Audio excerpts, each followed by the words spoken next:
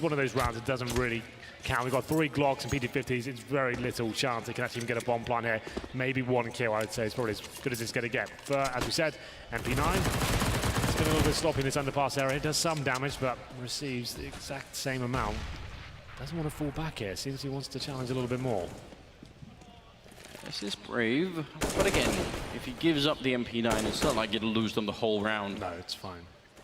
coldzera, easy enough kill there. With the assistance of from earlier. Trying to get another one. Pistols out instead. They realize now they've got no armor, so it's pretty much just a question of finding the right frags at the right time. Kirby will be going down though, or we're getting a kill on first, sorry, after he that instantly coldzera is ready. And Device, the last to fall. So 12-11. SK Gaming are in the lead after a slow and long comeback here. They've actually got a really good position to win this map. Yeah, it's been an absolute slog for them, definitely. Astralis called the timeout now, so 12-11, like you said, SK take the lead back after winning 3 rounds in a row. Astralis, we have to remember, they won the pistol here in the second half as well. I think it is shut down with the pistols, and that decisions are going towards the B side. We'll see if that comebacks to haunt them, but in terms of their money to buy into round number 24 here, it's 4.5K per player, so they can bring out the AWP Glades with 4,800, but I don't think they'll do that. It's going to be 5 AKs once again. And we'll see what kind of decisions they make. It's been quite slow and passive holds at the start. Defaults coming in, trying to find the first pick, but equal trade so far for SK Gaming. They haven't had to work too hard. Since they've had this double AWP set up, it seems to be working quite nicely for them. Phelps doing a good job towards middle and the jungle position itself. And here it goes, the imports comes in. We'll see whether Astralis can claw one back. The best of buys, but certainly not the worst. Fallen, presumably anchoring himself towards the A side of the map, and coldzera, that secondary AWP, will be towards B. This is the full AA commitment. This is what the pause brings, Anders. This will be a wall of smokes, and it'll be towards the bomb site itself, the steps, the jungle area, focusing on CT spawn once again. Molotovs in that area, trying to smoke, falling out of position as well. Yeah, but look at where he is. He might actually be trapped inside of the smokes, and I'm not sure the rest can get to him. This could get really weird. Are they going to wait for it? There's Fallen already gone down. Device, straight AK shot to the face, and that's a lot of map control already for them. They're on the bomb side. The bomb is being brought in. Device getting him on 1 kill, taking down Fur, looking for a third as well. He's going to take down Felt, cracking up the whole round. And now coldzera and Taco, they have to just make a run for it, try and save these rifles. It doesn't matter that they get that kill. I guess that's one way to open up an A bomb site. Yeah, just sending Device to find 3 headshots. That's not bad at all, but they're being a little bit sloppy here. This could become a possibility. Maybe not just yet, but it's going to be Taco coming in from the A ramp. But if coldzera finds a frag, they might just go for this. Time ticking away, though, and Astralis throwing away key frags there. No reason for Glade to be in T-spawn to hunt the frag, but here we go. If this falls apart, this could be the end of the map, and the bomb is actually starting to be defused. This could actually happen, but Dupri, he deals with it. coldzera now surely can't do anything about the situation. Trying to land the shot. It's going to be anyone's round, but the bomb should explode. A little bit difficult there for Astralis generally. Oh, man. They gave away way too much there, Anders. Considering it's a clean round, we thought, you said it, the CTs were saving at that stage as well. Just about goes in favor of Astralis. Here's the replay from Device as well. Very, very cool stuff from him. This is why he's considered one of the best players in the world. Amazing with the AWP as well, but he's no slouch with the AK. Great stuff. Not going to be quite enough to shut down SK's money just yet. And you can see why those kills are so important. Astralis, they don't give those 3 kills away towards the end. They have AKs here. But now, after winning the round on the T side, UMPs, Tech 9s, and Fallen, he's looking angry. He wants to get his kill back straight away. He's going towards the A ramp. He'll be in front of the smokes as well. This might not be the right play. It's another A execution coming in. Smokes all over the place. He spots a foot, I think. Not quite. And this is what I want to see. I know this is risky, but this is the kind of Fallen I much prefer, and he's going to take down Device. Smokes up behind him. Mid-air shot! Oh my god, taking down Sip, and another one. Fallen trying for it. Felt set it back it of SK Gaming. A 13th round coming in. This is everything you could have hoped for. This is what we wanted to see in the semi-final. Fallen started to show up as well. AWP shots all over the place, up close and personal as well. The first one was good, but my god, what was the second? Quick scope to Zipex, completely picks him out of the air. Good lord, and that's a full reset as well. And the closing stages here of the second half, 13-12. There's going to be about $2,000 available. And Zipex, he's already bought the armor. It looks like they're going all in here. This could be the end of Astralis' run on Mirage. It's looking likely for the 3rd map right now. They will take the tactical pause. My god, you've been calling for it in this entire series. You want Fallen to get up in their grills, and he manages to do it in that round especially. That's some vintage Fallen play. He's looked so quiet in this series so far, but with that play alone. He gets himself second place on the scoreboard with some electric few rounds. This is beautiful. This is one of the reasons why, I mean, he is a legend of the game, and I think when he does stuff like that, there's almost no one that can keep up. It's just so fast and it's so precise, and that has got to shock Astralis. I mean, Astralis have been trying, I feel like, to sort of stretch out SK for a long time, hoping that they would break eventually, and I feel like now we're past that point. I think Astralis is starting to realize they actually are in this game. They aren't crumbling. Mentally, they're back, and now we're in a lot of trouble here. They have some grenades. They've got some armor here, Astralis, to just at least give themselves a chance. SK just have to play this one smart and slow and make sure they don't lose to this rush. Coming into the B bomb side, Taco falling back, but he gets shut down by Device. Good follow-up spray by Cold Zero, and one refrag happening from Sip. Still a 3-on-3, but the bomb is quite far back. He's trying to be planted here, and Phelps, I think he could have seen that. Shot in the face instead. Now it's a bit risky. Tech-9s are dangerous at this range. Absolutely. This is not done just yet. The retake will begin. Phelps getting dinged to the start, like you said. They're being quite cagey about the retake here. Glaive knows he has to work a bit harder, but he'll be taken down for sure. Bird finds him. Up to Zipex now. Known to be great in his clutches, but got a hell of a task on his hands. He finds the first kill. Phelps is low HP as well. He finds this kill. He might just have a chance.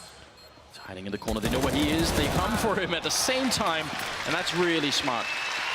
Fallen with a really wide peak, and then there's no way Sip, if he doesn't get the instant headshot, he just can't make up for that. 14-12, ladies and gentlemen, in favor of SK Gaming. The economy for Astralis, in spite of the bomb plant, just not good enough. Yeah, it's in the bin right now. I think they have to take the ego to this point, allow SK Gaming to get to map point, looking likely to be the third map. That was a hell of an attempt from Zipex there, left in the 3 versus 1. He gets the kill towards Shore, and low HP Phelps in front of him as well. Like he said, if he gets that one kill against the AWP, he might have a chance. But SK very intelligent, facing together and making sure they give him 2 targets that he couldn't deal with. Round number 27. Going the full distance here. So it's not a full buy here from Astralis. It's not even a partial buy. This is upgraded pistols and some smokes, right? So they're keeping their money by the 2K mark. Next round, they're going to get $2,400, so enough for AKs at least. They're going for overtime right now. Sure, they have a chance to win this round, but mainly is the plan. That's all that's going to be possible for them. Oh, what are you doing? The Deagle's waiting, but it drops down at the wrong time. Zipex gets taken down. Finally, something works out in the timing department for SK Gaming, at least. Cold Zero can actually see the leg there. Funny, the bomb is being planted right in front of him, so this is a big win for Astralis. Now they get a lot more money. Still going to get shut down, it seems, Dupree and Kiev. Dupree, what? Picking up 2 big frags. Lining them up, and now Fallen and Phelps are in a 2-on-2. How is it spinning out of control? The bomb is being defused. Can they find the angle? 1 second left, and they will win the round. That's map point for SK Gaming. The drama is just, it's too much, Henry. It's palpable right now in here. It's lovely to see Dupree almost shut it down there, and he used to play, so he manages to get the kill. Upgrade to an M4A4 as well, and it was the double spray down. Spots are playing connector as well. The timing was impeccable, but couldn't find a shot for the smoke. Intelligent smoke deployment there from SK just about does it. But Kiabi with the rifle as well. 2 rifles playing that direction. You thought they might be able to deny it, but 3 rounds now required in a row for Astralis to take us to overtime. SK looking to close this one out and take us to map number 3, which is Inferno, which will be sick, let me tell you. Device, he finds the first pick. It was Fallen going aggressive towards that connector position. Taken down, and a chance to calm it here. Astralis with the early lead here. 1 minute 30 on the clock. They go back towards A. This will be a full execution. Taking the defenses down. They know Fallen plays CT spawn. They can concentrate towards jungle and the connector position. That AWP being out of play really gives you a lot of space to work with. And Phelps is on here. The grenades are raining in. He knows that he's just been called out in by a teammate. He turns around for the flashbang. Fur has to fall back. They check the corner and he goes down. That's not exactly great. Fur's going to get dropped. Everything working for Astralis in this round. They actually had the double stack towards the ramp. I thought that would have been working a little bit better now. Instead, it's Cold Zero taking the glaive, but the bomb did get planted, so still leaves them in a really awkward position. There is a flank coming in by Taco, but I'm wondering if Device isn't already aware that that might be the case. Dupree sees the position, and Cold Zero will be going down. That's 13 rounds here. Astralis taking a step closer to that overtime. It's getting really close now. SK with the decision, do they buy into this? But Device, this was the key pick, right? And I love the assertiveness. Glaive is the in-game leader. He can feel things falling apart here. They get the first pick. Fallen, a key component to the A bomb site for SK Gaming. Back towards that full execution. Overwhelm it, push the CTs back. They get the initial exchange as well at the A ramp. Commits fully to where the bomb goes down. Cold Zero, a fly in the ointment there, but couldn't deny the plant. So it manages to go in favor of Astralis. So we'll take a pause, surely. Yes, we will indeed for SK. I will report back to you that they have bought into this round, but it looks like things. Fallen dropped a weapon over, and this could be their demise. It's make or break time, and if they don't win this round, they have absolutely nothing left for the 30th round here. This is going right down to the wire now. I give the advantage towards Astralis. I'll have a look at the final buy here for the SK side. They could have taken a partial buy here with his Deagles and PT50s and stuff, and had a full buy round number 30 and try and close it out properly. They're going all in. It still looks pretty decent. I can see three rifles so far and a Mag 7. That's the caveat to this round. A shotgun for Ferb. What's Fallen got? Has he got the AWP? Don't know if it's purchased somewhere. We'll find out in a second. Is that another Mag 7 on the floor? Another one, yeah, I think it is. No way. This can't be the play. 2 Mag 7s, 3 M4s, no kits. Not exactly the recipe for success, is it? Unless they can turn these Mag 7s, I think, really aggressive. If you're just waiting around the corner, that might not be enough. And you see Fallen, he is fairly close, thinking something similar. Grenades are going to be put in once, and Fallen, he must have heard them dropping behind him for very close range. Sees the gun, he gets the first kill, but he's going to get instantly refragged. And now are they going to realize? Fallen here takes one, goes for a second, but pulls out the knife instead. Sip will take the kill, and it's a 3-on-3. But look at the health that's left on Astralis. Surely they can win this. Yeah, they've lost so many clutches already in these semi-finals. Now is the time to win one. Such a tense round, Anders. Like we said, if SK lose this, they get $1,900 next round. That's pretty much guaranteeing overtime. The crowd's coming to life now. They can feel it coming closer to SK picking up the second map here. We'll go towards the B side. The flashbacks start to rain over. Taco's aware. Can he find the frag? He gets the first. It's a 3-on-2. Zipex with the AWP. Not known to use this weapon. And he's down to 15 points of health. It's all coming together now. Device getting a shot on Phelps, but they're still not really in a position where planting the bomb is easy. Cold Sierra and Taco are starting to move into the bomb side. They've got the health, but as you pointed out earlier, they don't have a defuse kit, and that can really come back to haunt them now. They can't possibly afford to lose this round. Astralis have got the bomb plant down. They've got the AWP on Sip, of all people, as really rare. Surprised they haven't tried and swapped that out, but maybe just not finding the time for it. And Cold Sierra missing a jump. That's going to cost him 5 seconds, and that's not what you need when you haven't got the kids there. Taco's moving in. He's looking for the angle, and there's not that much coverage from behind. Sip could go down in just a couple of bullets, but now making the noise. Sip must have heard that. The bomb is ticking away right in front of Taco. He taps it a single time, but they're almost out of time already. There's the kill happening, and now spraying wildly. Device gets one. Cold Sierra with the refrag, but he doesn't have the time. Oh no, and you have to wonder. The missed jump. Was that the difference? We're not going to find out, but that's 14 rounds for Astralis. It's going to go down to the wire here, Henry. We're going to full distance. It definitely contributed. The jump had something to do with it. No kits there. We thought the shotguns had done just enough there. Both of them finding a frag, but they couldn't do it. The 1v1, they find the kill, but not quite enough to finish it off. It's round number 30 now, 15-14. SK Gaming managed to get 1 AWP out of this and then 3 UMPs. That's all they've really got to work with here. Fallen with the glass cannon. We'll see what he can do here, if anything. He needs to be the savior. Towards underpass we go. SK hunting for frags, so they can't sit back and allow execution to come in here. They need to be actively hunting. 5 players towards A side from Astralis here. Smokes will be coming in, presumably. They could go for the contact play, knowing it's low money. This is it. Last chance for Astralis to take it to overtime, and SK Gaming desperately trying to avoid going into that situation.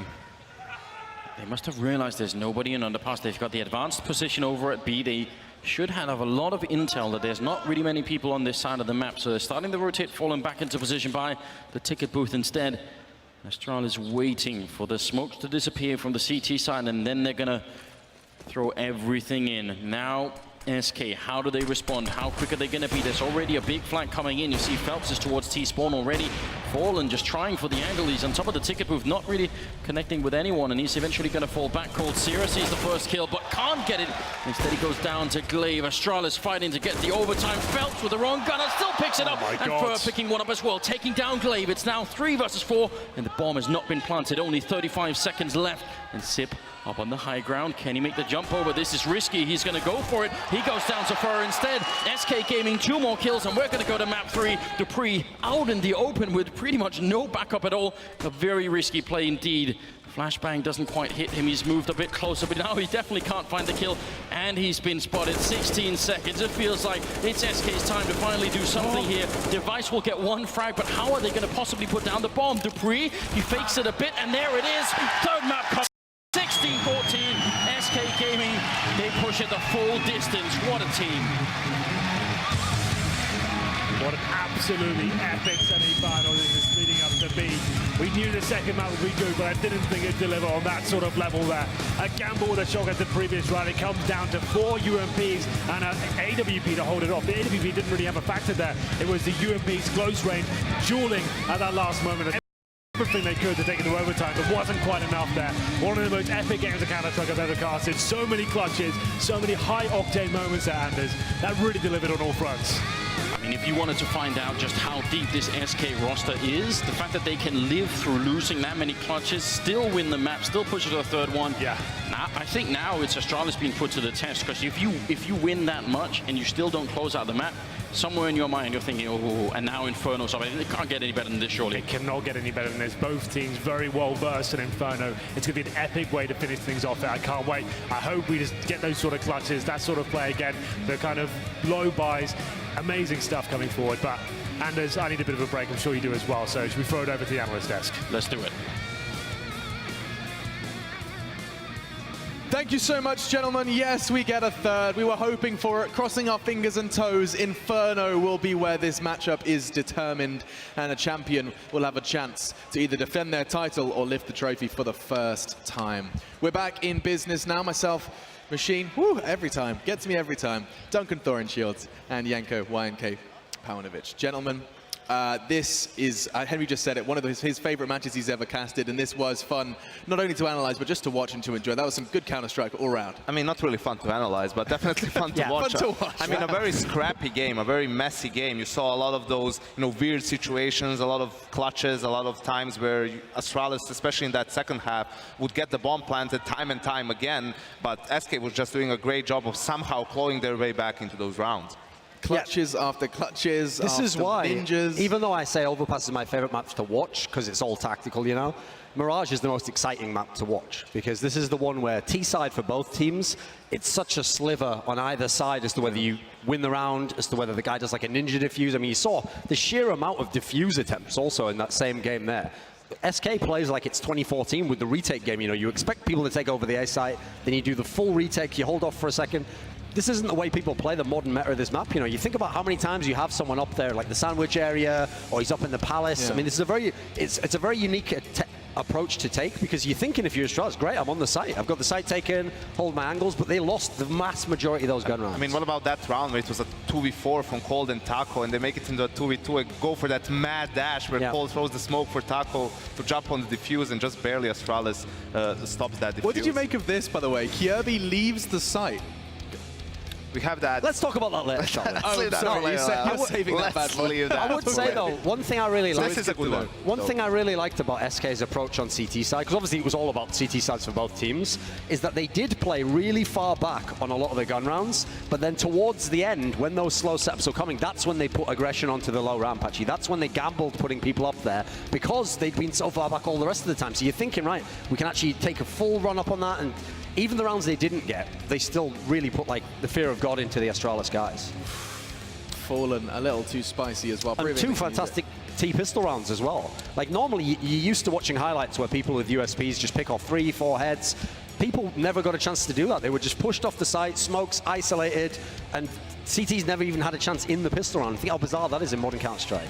I really like the approach they took on the T-pistol from SK, where it's just a molly window, bursting through connector, and it just felt like, you said it yourself, actually, you said it perfectly, it made the USPs look inferior, which made it look like the worst pistol, even though, as I said, usually 90% of highlights is someone with a USP just tapping away at a guy with a Glock, and he can't really fire back in a sense, he's not going to get that instant kill. That's why the same concept applies no matter the map. On the T side, you want to get into those close range battles, you want to overwhelm the defenders so that they can't, have the opportunity to just one-tap you and go back and forth. And I think in the end, this is probably the round that won SK this map right here and stopped us going to overtime, because without that, Astralis' economy was max, SK was in a lot of trouble. You saw they had some like rough buys towards the end of that half. Double max 7, what do you make of that? I mean, it's like we have to do, we have to play with anything at that point in time. But I think that round from Fallen, it's not, SK might still end up winning the round, but the manner in which they won it, basically with those crazy shots and winning, stopping the whole execute in a matter of 6 or 7 seconds, pretty much, that gives a lot of confidence to everyone on SK. That's when you really feel like, okay, we're doing this, this is our map. Yeah, and something that you're going to be doing is a little bit of a review. Now, I did perhaps spoil it just a little bit. I didn't realize that was what you had selected, but there was an interesting decision being made by Kirby, eventually profiting him. Why don't you walk us through it? Yeah, that was a 2v2 situation that we saw early on, and in the end you just see Kirby pushing underpass, he gets 2 kills. Wow, he did get a little bit lucky, but no one thinks about it too much. But that was actually a pretty bad call, in my opinion, for him, because you're in a 2v2 situation, they're towards mid. What happens, for example, if SK just decides to go catwalk, as you will see here? Screens pretty much, this is like a completely viable option for SK. In that situation, you have Device who's all the way towards the A bomb site, Kirby is pushing B, but once SK is able to, set up a crossfire in the B bomb site pretty much, it's very difficult for you to defend. You have no idea where they are. They can push towards kitchen, they can, just have a strong setup towards catwalk pretty much, and that's very, very difficult to defend if you're not close by, if you're not holding a couple of angles already, if you have no idea where they can be. So in this particular situation, he decides to push all the way. They decide to go towards connector, so he meets them and gets 2 easy kills and wins the round for his team. But I think if you replay this situation 5 more times, he's probably going to be wrong at least 3, if not 4 times. It's just the risk is very high and the reward is just not there. Beautiful artwork, by the way. Absolutely beautiful. Yeah, well, I work with what I have. No, I'm loving it. I'm loving it. It's like me on Microsoft Paint. But here, this was the eventual situation. Kirby actually profiting from it. And that does show, Duncan, as much as this is an incredibly tactically heavy game, and you do have those cerebral players and plays, sure, sometimes you just get unlucky or lucky. Sometimes timing is just it. That really is. I mean, that's the reason why usually you never just isolate one round and you say, that's why I won or lost a game. Because the idea is I want to put myself in good situations 8 or 9 times on T side. And then from that, if I'm the better team, I probably do win the map.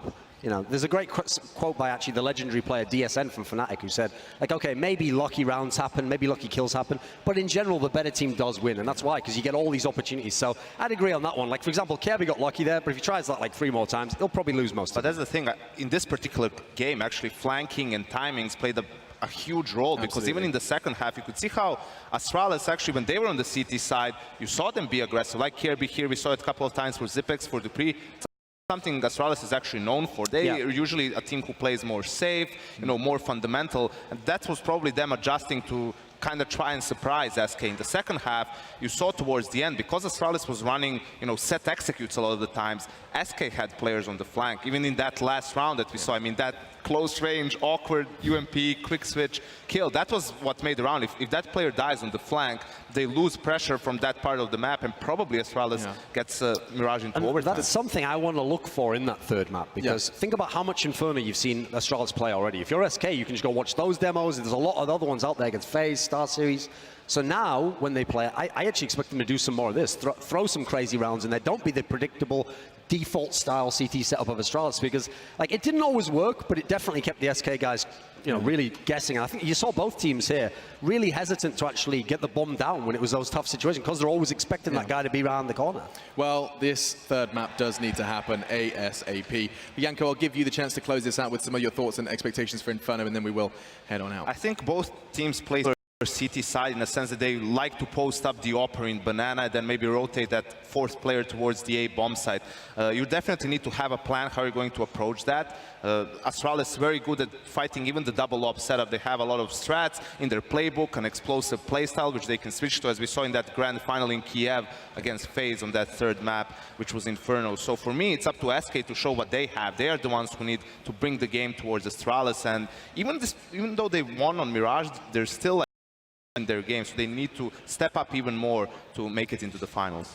Indeed, FaZe wait to find out who they will be playing. It's all going down tonight, but we do get a CS fan's dream. Not only a third map, but it's SK, Astralis, Inferno. Your casters are ready after our break. But we're going to go ahead and jump straight into it. Inferno will be the battleground between SK and Astralis, and only one can play on that grand final in front of this crowd here from London. Right, we take a break, and while we do so, let's have a little look behind the scenes to see what we're up to when we disappear backstage.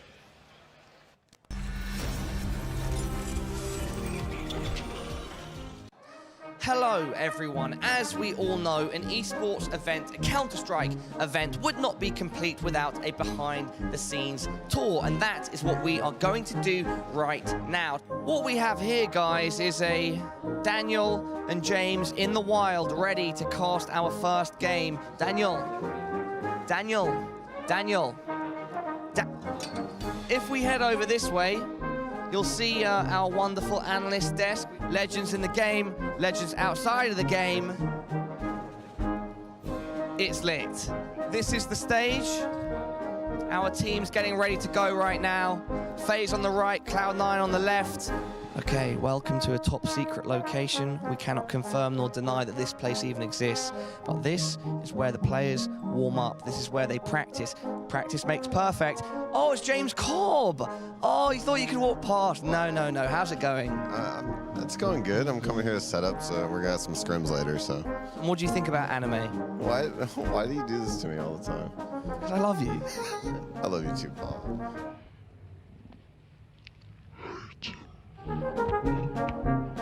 Then we've got the guys here, producer Reese, Mike, and Nicholas, working together like a well-oiled machine. A lot of lubrication, a lot of it, swimming in it. Behind the scenes. Thanks. This is backstage, literal backstage, the actual player booths. This is one of them right here to my left. There we have it, ladies and gentlemen. Just like I said at the start, esports event, CSGO event, we had to do a behind the scenes for all of you. Thank you so much for supporting, and we will catch you later.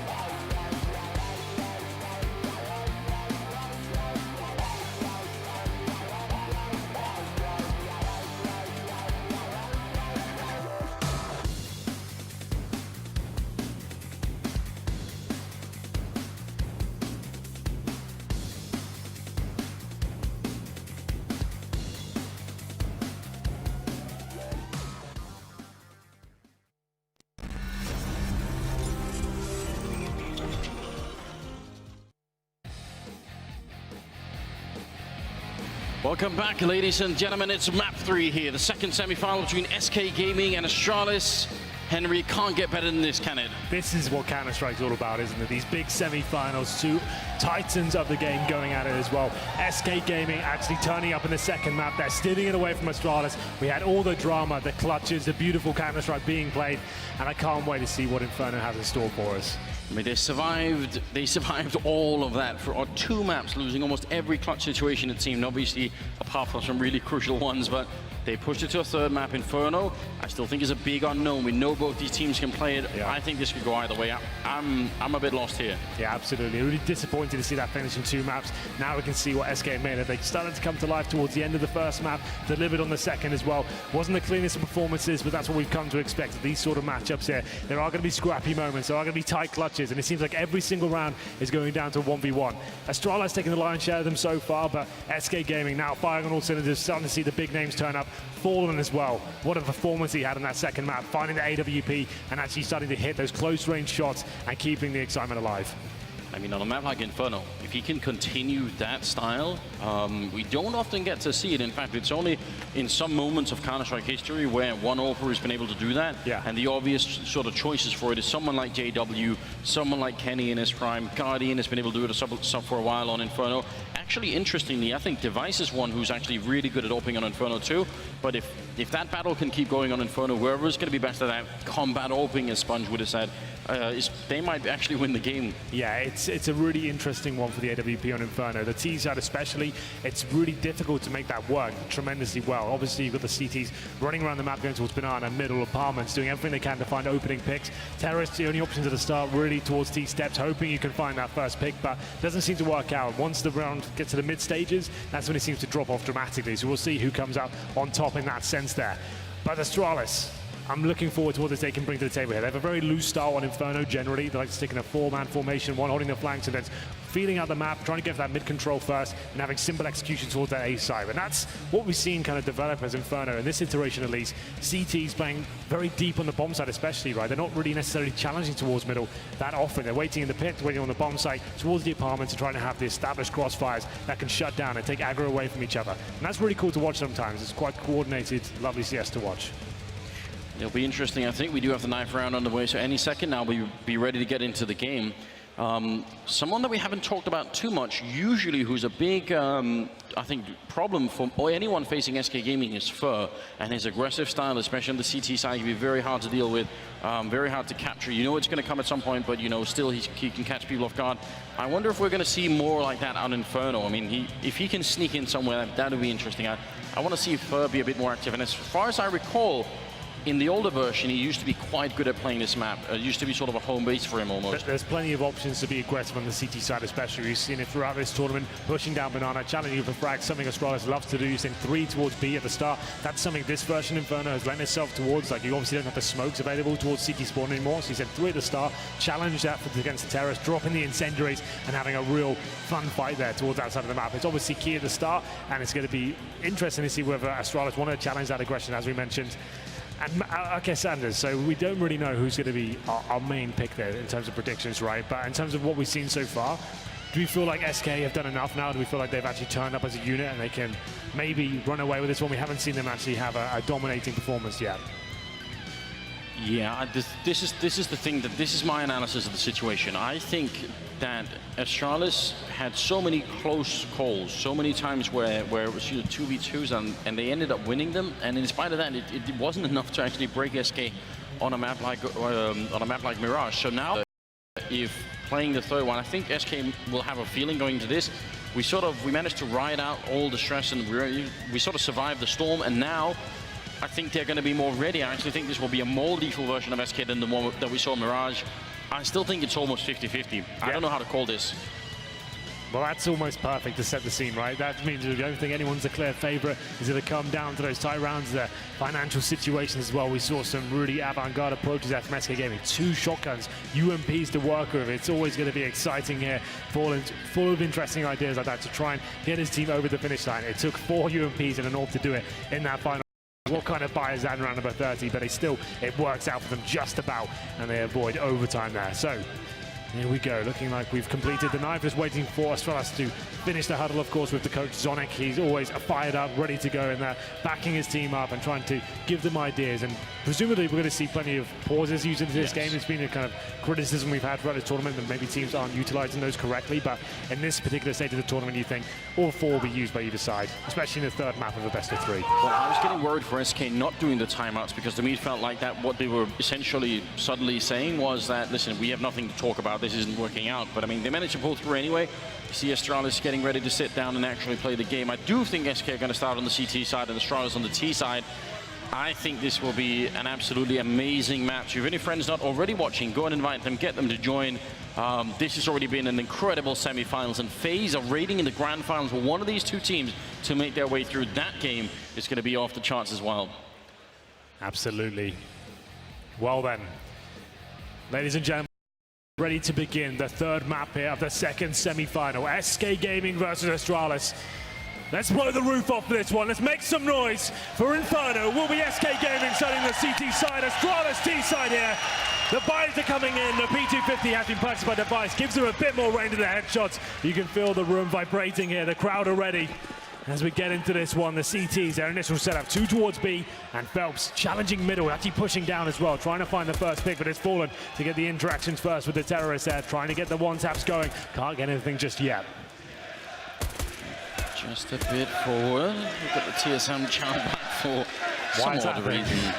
Listen, Henry, these are your people. You're going to have to explain it to me later. I have no words. Sarko will be falling back for a minute.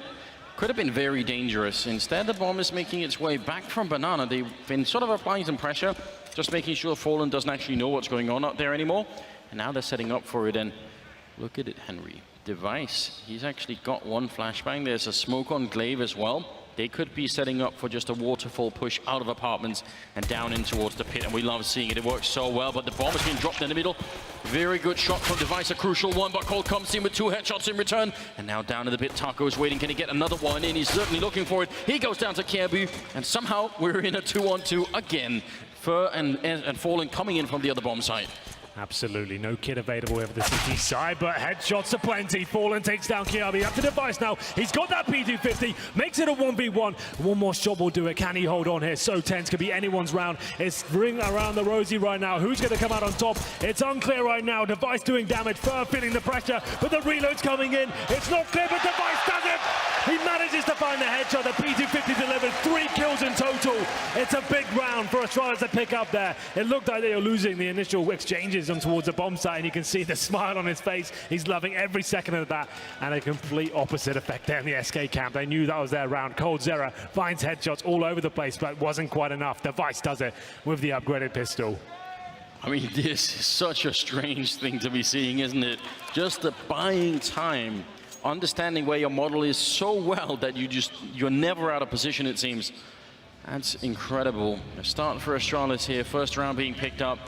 Now let's see if they can follow through. This is actually, I think, an even bigger problem, a really big challenge on a map like this, is you win the pistol round on T side, you still have to place the C75s. There's 4 of them currently being picked up and 1 P250 there on Fallen. They are going to have quite a lot of firepower on the SK side, considering they lost the pistol. We'll see how that's going to be working out. Just a bit of a pause, I believe. It will be resumed immediately. Was that Astralis again? I think it was Astralis taking a pause. It's interesting how they do that after the big clutches. They seem to be doing that not just as a one-time thing, they're doing that all throughout the semi-finals.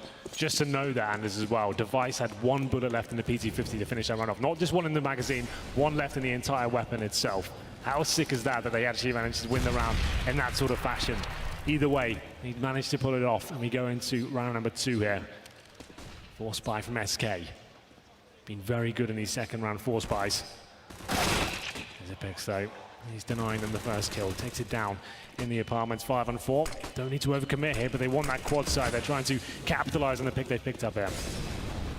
Cold Zera, very elusive inside of the smoke. I'm surprised they haven't found him yet. They're going to be jumping down. They will actually see his legs because the smoke is up on the ledge, so that's very unfortunate. I don't think Cold maybe realized that. 3 versus 5 right now, and just an easy cleanup round here for Astralis, in spite of the fact there was a big investment for SK into this round.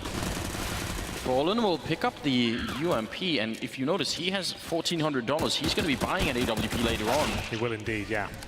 Well, this round hasn't equated to too much here for SK Gaming. They get one pick. That's on device, but Fallen now, he'll have the UMP. As he said, with one kill obtained for him so far, and the save money as well. Taking that UMP the next round, that's just gonna keep adding to his total. If he can get one kill, it's an extra $600. That'll help him out tremendously. So bomb goes off, he saves the weapon. He'll certainly hold on to it himself. Try and get that one kill. That's all he needs this round, just to really make that a really smart save overall. But 2-0 for Astralis. Looking comfortable right now. There should be the pretty much full eco from SK, as we said, the saved SMG. We'll keep them on their toes somewhat. Maybe a couple of PT50s in total for SK. That'll be about it. Should be just default pistols really across the board. We'll get into round number 3 here. No kind of craziness coming up yet. Fallen's actually given it over to Fur instead, so... That's kind of weird, isn't it? You'd think, I'm the AWP, I need that money. Let me see what I can do. And instead, Fallen's got a flashbang, so it seems like he's going to try and flash Fur in maybe onto the top of Banana here. Fur moving forward and going for the spray down. Does some good damage, but not enough to get a kill, and Astralis should be able to just calm this situation right down. Good shots coming up from Device, and leaves Taco on the wrong side of the map. But even if they were coming here, it wouldn't make a big deal. Like they are actually turning around. At the Eagle, I don't think it's going to be enough.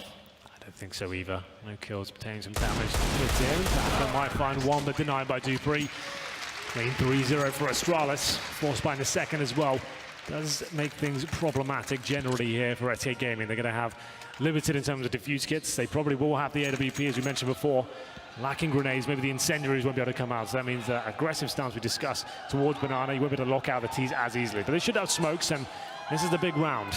We'll see what the buy delivers. So yeah, there it is. So 2 UMPs opting for more utility instead of firepower here. That's absolutely fine. This shows that they're not 100% comfortable here. Falling without head armor against 4 SMGs. That's actually a huge deal here. Fallen not willing to contest it too aggressively, and those are the classic Molotovs that we've been seeing a lot on Inferno, especially that second one, trying to get all the way back. First, still picks up a kill on Device, and he's going to make it back into the bomb site. And that's a really big win. They're going to swap out just because he has almost no health. That's a good move. Surprised the Device went up there by himself without any sort of refrag potential here, but he did have the SMG trying to find the first pick, but Fernal giving the AWP. As we get into the final commitment here from the T's towards quad they go. It's Kiabi and Zipex chiming in with the SMG. He's actually doing a great job here. It's up to Feld trying to do what he can, denies the bomb, but that's all he gets. 1 frag in total. The 3-on-2 begins. Feld with low HP as well, and the AWP looks like they're saving straight away, Anders. That's it. Round over.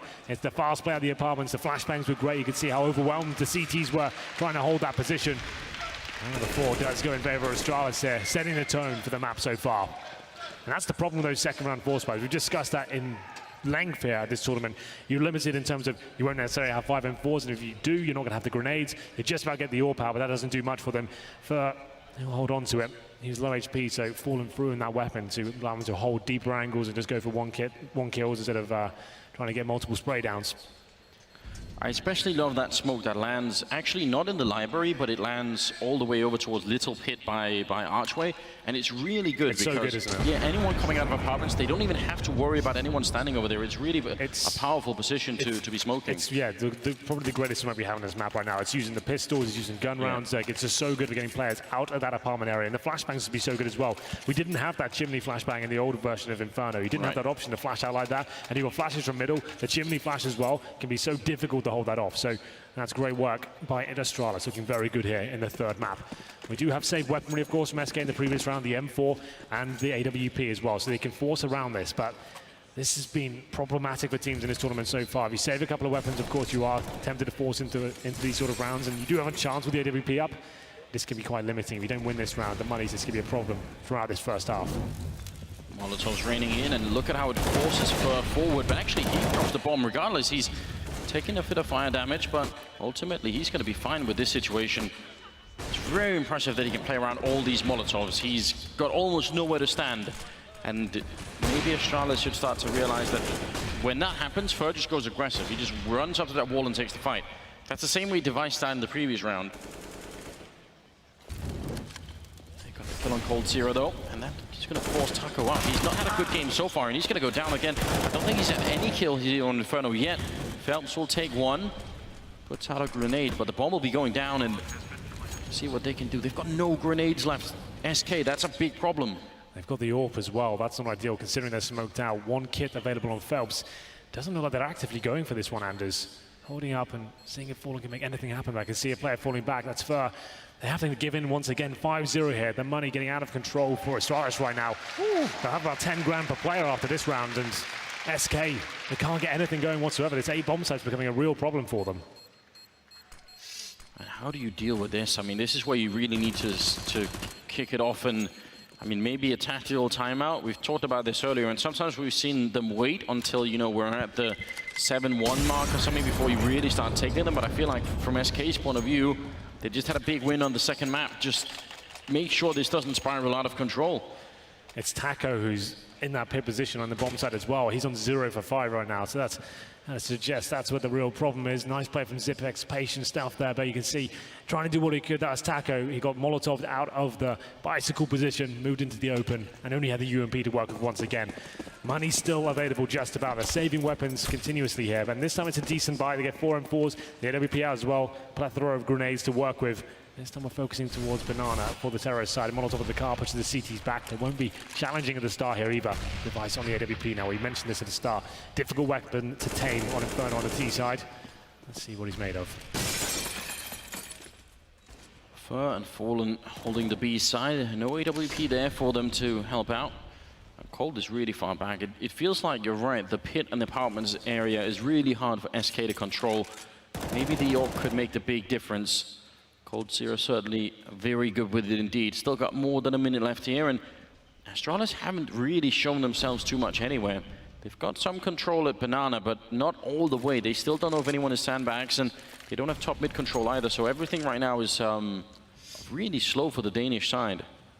Maybe they're anticipating some sort of aggression out of SK. And they've been quite fast-paced Astralis so far, so that makes sense. Waiting for the adaption, the CTs maybe trying to get their first pick, go towards second middle, something like that. It's actually Cold Zero on the AWP Anders as well, so that's a change-up. Yes. Fallen not necessarily feeling 100% comfortable here. Let's see what he can deliver. Cold Zero is towards Arch, and he'll have to fall back as he's smoked out. Pretty standard stuff so far, going for that mid-control with the T side, but this would be the final play. Smokes are good, and Taco once again feeling the pressure, has to move his position, but Cold Zero hits a shot and a double as well. This is much better. Everything that they needed. Now rotation is going to start falling back, but I don't think this is going to catch SK off guard at all. In fact, Fur will have already heard the footsteps outside. He's rotating, fallen in, and with 17 seconds, yeah, I think it's better actually for Astralis just to save. As silly as it sounds, like what's the point in rushing into B at that point? Yeah, they can't really do much. The bomb wouldn't go down, and Dupree, he'll steal away an AK before he's done here. So like we said, Astralis, they've got the 5-0 lead here, tons of money. There's no point in just throwing that money down the toilet though. Like, keep it strong, 3 players alive. That round's done for Cold Zero. I'm sure we'll see the replay of how he picked up those 2 frags. The player is falling back. I assume he just holds the arch corner and managed to pull 2 at that point as well. So here we go, yeah, indeed. Easy shot there. Not too much of a problem whatsoever. They didn't really have much time to fully execute there with the smokes, locking him out, flash him off. They had to take the wide face and got punished for it. So there it is. SK Gaming with a clean round there.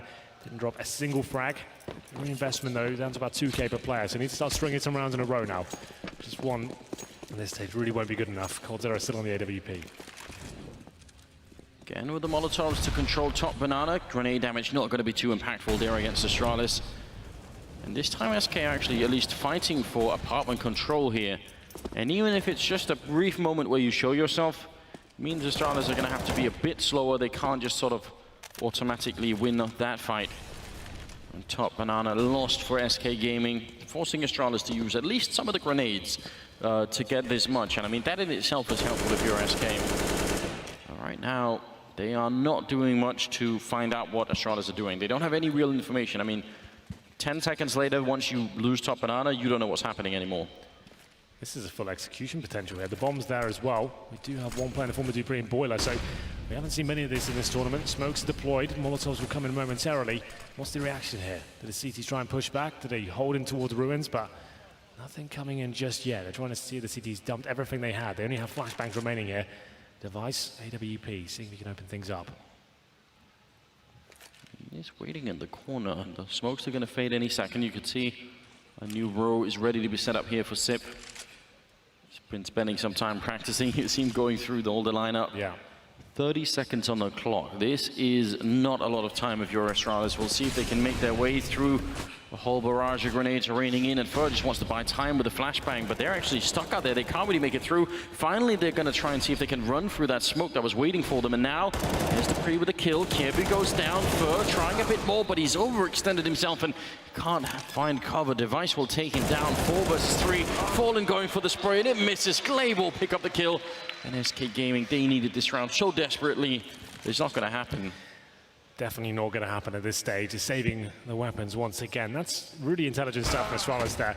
Trying to bully SK to drop every grenade they absolutely had there, and then baiting out that it might be going back towards the A side. Then another baked execution there. Smokes the city spawns once again. Molotovs on the side. They needed to find multiple frags. Their SK Gaming could only get one. Couldn't deny the plant. Came down to about 9 seconds once more. But Astralis finding the kills. Device shutting down the player in new boxes. So great round generally from Astralis. I think that SK need to start challenging Banana a little bit more. The fact that Astralis can get 5 players towards that side of the map and have full control to execute twice, that shouldn't be really possible, and Device finds another kill here. Lovely shot by him. Doesn't hold on to his AWP, but he's not worried about that. We've discussed in detail with him in the past as to his thoughts on the AWP in this map, but he does like to use it, but it's, I guess, not necessarily a requirement. We're going to round number 8, 6-1, and once again, SK Gaming clutching at straws here. The UMP's coming out. Mix bag in terms of the buy, falling down to the glass cannon AWP once again. 6-1, certainly a CT-sided map still. Early days, but not looking great for the Brazilians here in the 3rd map. No, what a rough way to get started. Astralis, I would have thought that they would have taken more of a mental impact from losing that 2nd map, but it seems like just the break that they had was enough for them to bounce right back. A big lead early on here on Inferno. The final map.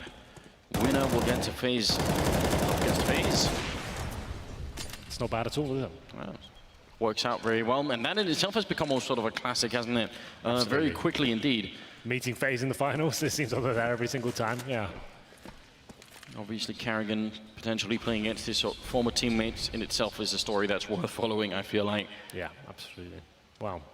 Mid control coming in here, but it was Fallen who gave the AWP away to Coldzera before, and he delivered with it.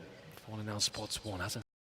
Yeah, the flashbang comes in, has to fall back here slightly, decides against the rephase in Taka. We did say he's having a really rough time in that pit area, still on a Slayer, 0 and 5. Taking him down once again, he's low HP, a lot of pressure here, Coldzera to step up. Fallen has actually taken a kill against Dupree. I'm not even sure why. Was that for the smoke? We have to see that later. Taco goes down again. Cold picks up one, falls off the ledge, and he will get a quick double kill. At least it's a 2-on-2 now. Phelps out of the open. He can't transfer it onto Device.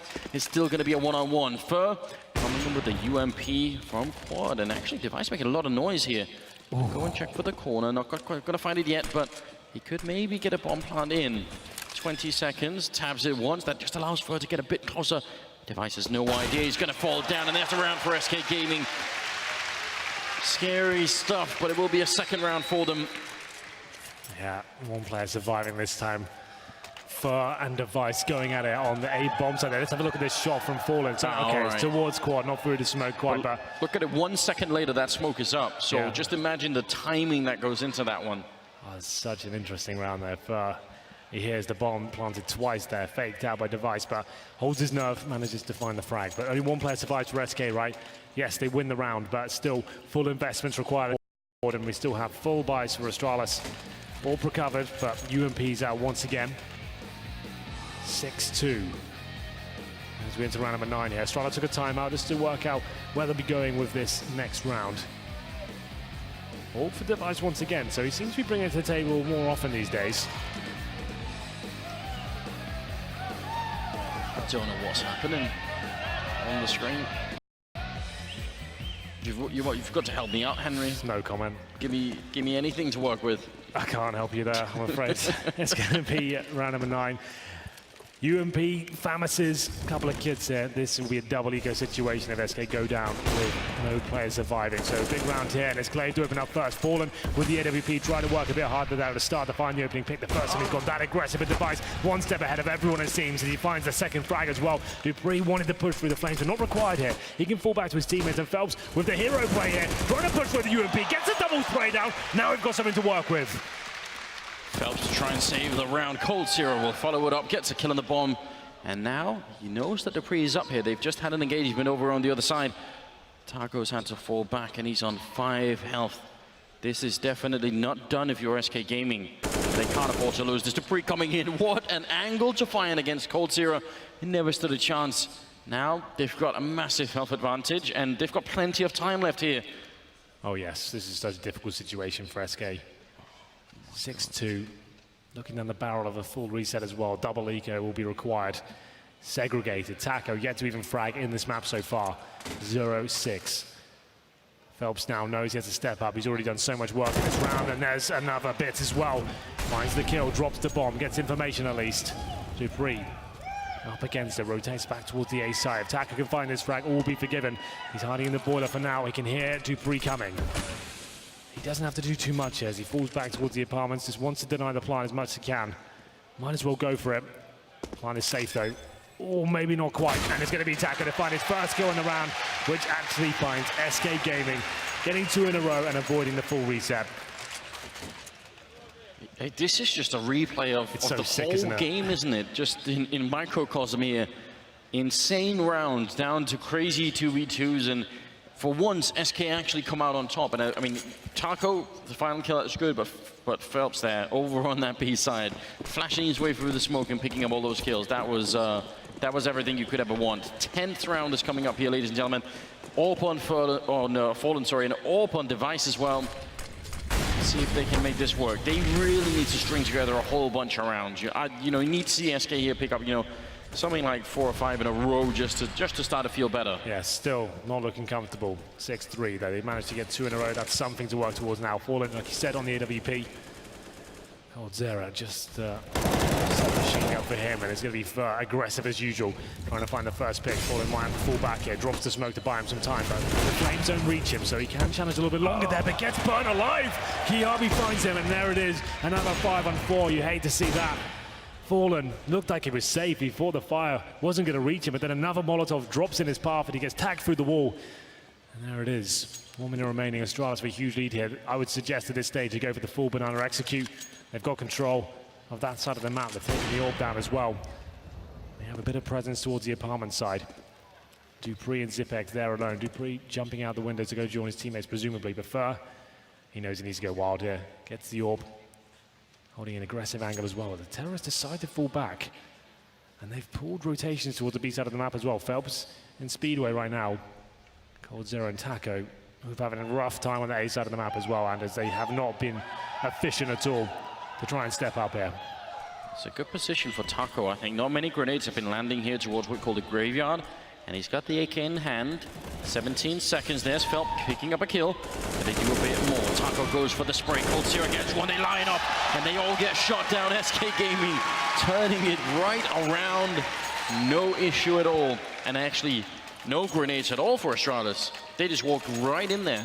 Yeah, much better from SK Gaming. Looking composed now, actually getting some synergy with those crossfires on the side. This is falling, tagged with the wall like we said, and the last tick gets him of that Molotov. And it's SK recovering from deficits, time and time again. Phelps is a hero before, and you can see Taco working hard from the graveyard at that stage as well, using his teammate on the bomb site to actually allow him to get that spray down. That was a team flashing the guy coming out of apartments, I believe. That was actually the one thrown from middle. So otherwise, maybe there could have been a reply. Fur in the corner will be a quick trade, but Fallen get the kill and fall back immediately, which is a good call. Kirby actually looking for blood. It's going to be his own blood this time around, and what? How does that happen? They're breaking all the rules, standing in the fire, killing their teammates. What's going on, Henry? I don't know, but you don't see that every day. Anyway, Dupree now recovers the MP9. That's not going to help him too much. Throws the bomb around the corner, but let's see what he can do. Not too much. Fallen finds a first kill. To be fair, they weren't going to win that round regardless, but still, I don't think I've seen a team kill with a knife, and that's ended a round ever. So that's kind of interesting. Losing just a couple of rounds, and the Danes are turning on each other. I mean, that's not reasonable. That's okay, guys. You still got the lead here. Sure, you've lost 4 rounds in a row, but let's be sensible here. Round number 12.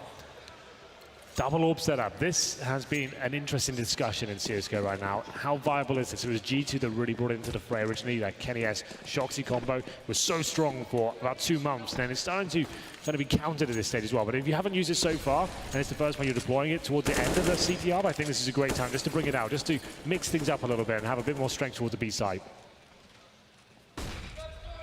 Still a very good first half for Astralis, but SK, they had such a terrible start as well on Mirage, and they managed to slowly gain momentum over time, and something similar could happen here. I mean, we've already seen it a couple of times. Can't really count them out just yet. Again, we see the grenades raining in towards the A side of the map, and there's not that much of a presence here. In fact, almost none. Cold Zero and Taco are the only ones here. Taco, once again to the graveyard. He gets a kill, and that's maybe all he needed. But Kirby coming in with 2 really rapid headshots, dropping Cold Zero as well. It's a very good entry into the site, Phelps. He sort of has to respect that smoke. In fact, he won't. He's just going to be creeping through. That's incredibly dangerous, but it pays off massively. Taking down Kirby after the bomb is gone down. Glaive comes in with a spray. Not really getting the shot in yet, and now the rest of the team has shown up here. He might have to fall back and wait for Sip, who's hiding in the pit right now. SK Gaming, another clutch that they simply have to win. Sneaking in around Quad is Fur, and that's going to be Glaive down and out now. Sip in a lot of trouble. 35 health, and he gets shut down Fur with an excellent headshot. SK Gaming equalizing the score, 6-6 now. It's working for them. They were 6-1 down, and they've managed to have this sort of resurgence as well. It looked so perfect for Kiabi and co. Getting towards the A side, what a spray down that was from the young Dane. And further, he goes one step beyond, manages to isolate the first player there. Gets the second kill, very nice stuff as well. And SK Gaming looked like they're finally turning up here in the third and final map. Could go either way, that's all we've been saying. If it got to Inferno, we have no idea who's going to win. It looked like Astralis are running away with it, not so much anymore. Might just be stuck on 6 rounds for the rest of this half. Double orb setup, shutting Astralis down.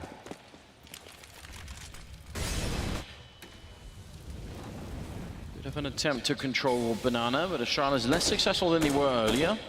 They're going to be falling back instead, taking over apartments on the other side of the map.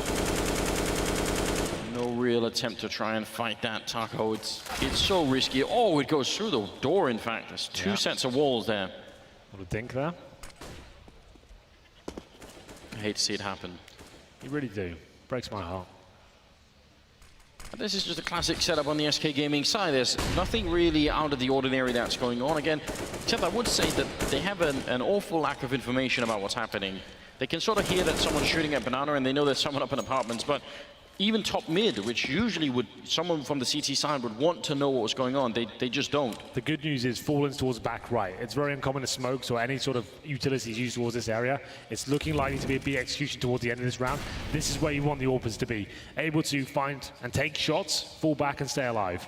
And even more crazily, under 40 seconds now, Fur, who's holding the B-bomb site, still has a smoke and a Molotov, but he's rotating back towards Ruins just as they start to push, so he can't actually use the grenades yet. Have they seen Fallen? I don't think so. Oh, another team kill's happening here. The mutiny is spreading, and Cold Zero will get one on Kirby. Still a 3-on-4 here. Fallen takes a frag, and Glaive can't put the bomb down. Fallen now with a double, and Dupree, he was to be maybe the flanker coming in once the bomb was down, but all of that is gone. SK will now take the round lead at 7-6 here. What a game this is, the third one. It's slowly starting to intensify. Absolutely. We're getting to a really exciting point now. Like we said, Fallen staying alive in that background position. Like most AWPers will go towards coffins, which you find that hard to understand, right? Because you're mainly going to be smoked out or flashed out there, even Molotov. Then you have to fall back to Ruins, which is a horrible position to be in. Being in that back right position, we call this emo traditionally. If you can get here fighting shots and then not really focusing on it, what a great place that is to be. Denies a plan as well. I thought that really weird by Glaive to just try and go for that plan. I guess at that point he felt the round was over, but he could have waited for maybe Dupree to try and do something, but it all fell apart in the end. 7-6. SK, after being 6-1 down, have actually taken the lead. We really have got a map on our hands here. It's going to be a little force by from Astralis here. UMPs, AKs, but he's got the orb this time. Must have had a good spawn. Surely be taken down. There it is. Device finds him, and he's going to strike even further. I think they should calm down, considering they just got the AWP. Could have fully committed, and they actually will go all in. Falling now to challenge them. Tries to land that grenade right on them. He's done significant damage, but I agree, running in after that is so risky. That could go wrong 100 different ways. This just wasn't one of them. 5 versus 3 here, and Astralis looking for a 7th round. And the fact that Taco's so far away and waiting for any kind of a flank makes you think they're just already going to give up this retake. I guess at this point, you've got all 5 players, I guess, 4 at this stage, considering that we've got Zipex on the other side of the map. You found the first pick. You've only got UMPs, right? You're not going to beat them in one-on-one duels at long range. You might as well just get in there and try and overwhelm the remaining CTs. And that does make sense on that level, considering they had lesser by there. So take that orb down, wait for a second for the initial grenades to come in. Smoke's deployed, and it's actually a clean sweep. That's very good. But Zipex surely going to be punished here. Yeah, Taco finds him. And it's going to be 4-on-3, but the CTs at this stage just trying to save their weapons for the final round. Money's not amazing, but it would have been enough either way, I think. But they do manage to save the AWP. Astralis tie things up once again. Going to the final round of the first half here. Double orb set up, presumably going to come out once more. Astralis with a slightly faster approach here. Rushing Banana through the fire, through the smoke, and Device with the SMG up close and personal. Finds first, so I guess he must have had a really good spawn towards B. Wanted to get that former car position and get the first pick, but that's a very dangerous move to make sometimes. 15th round coming up, and it's anybody's game. The double orb on SK's side, that could be very interesting. Could also be completely devastating if you have to suddenly retake a bomb site on Inferno with 2 orbs. I mean, who knows what will happen. And, again, slow approach here for Astralis. No reason not to. Molotov not going to catch anyone this time. And SK have not really varied that much in their setup. I'm kind of surprised that they haven't tried to go for even peeks into middle, even trying to challenge maybe Astralis in second mid. Like, there are a lot of options that they just have not even tried here. Well, I guess when you're winning this amount of rounds in a row, they actually got 6 together. Guess be fine with the current setup, but here we go then.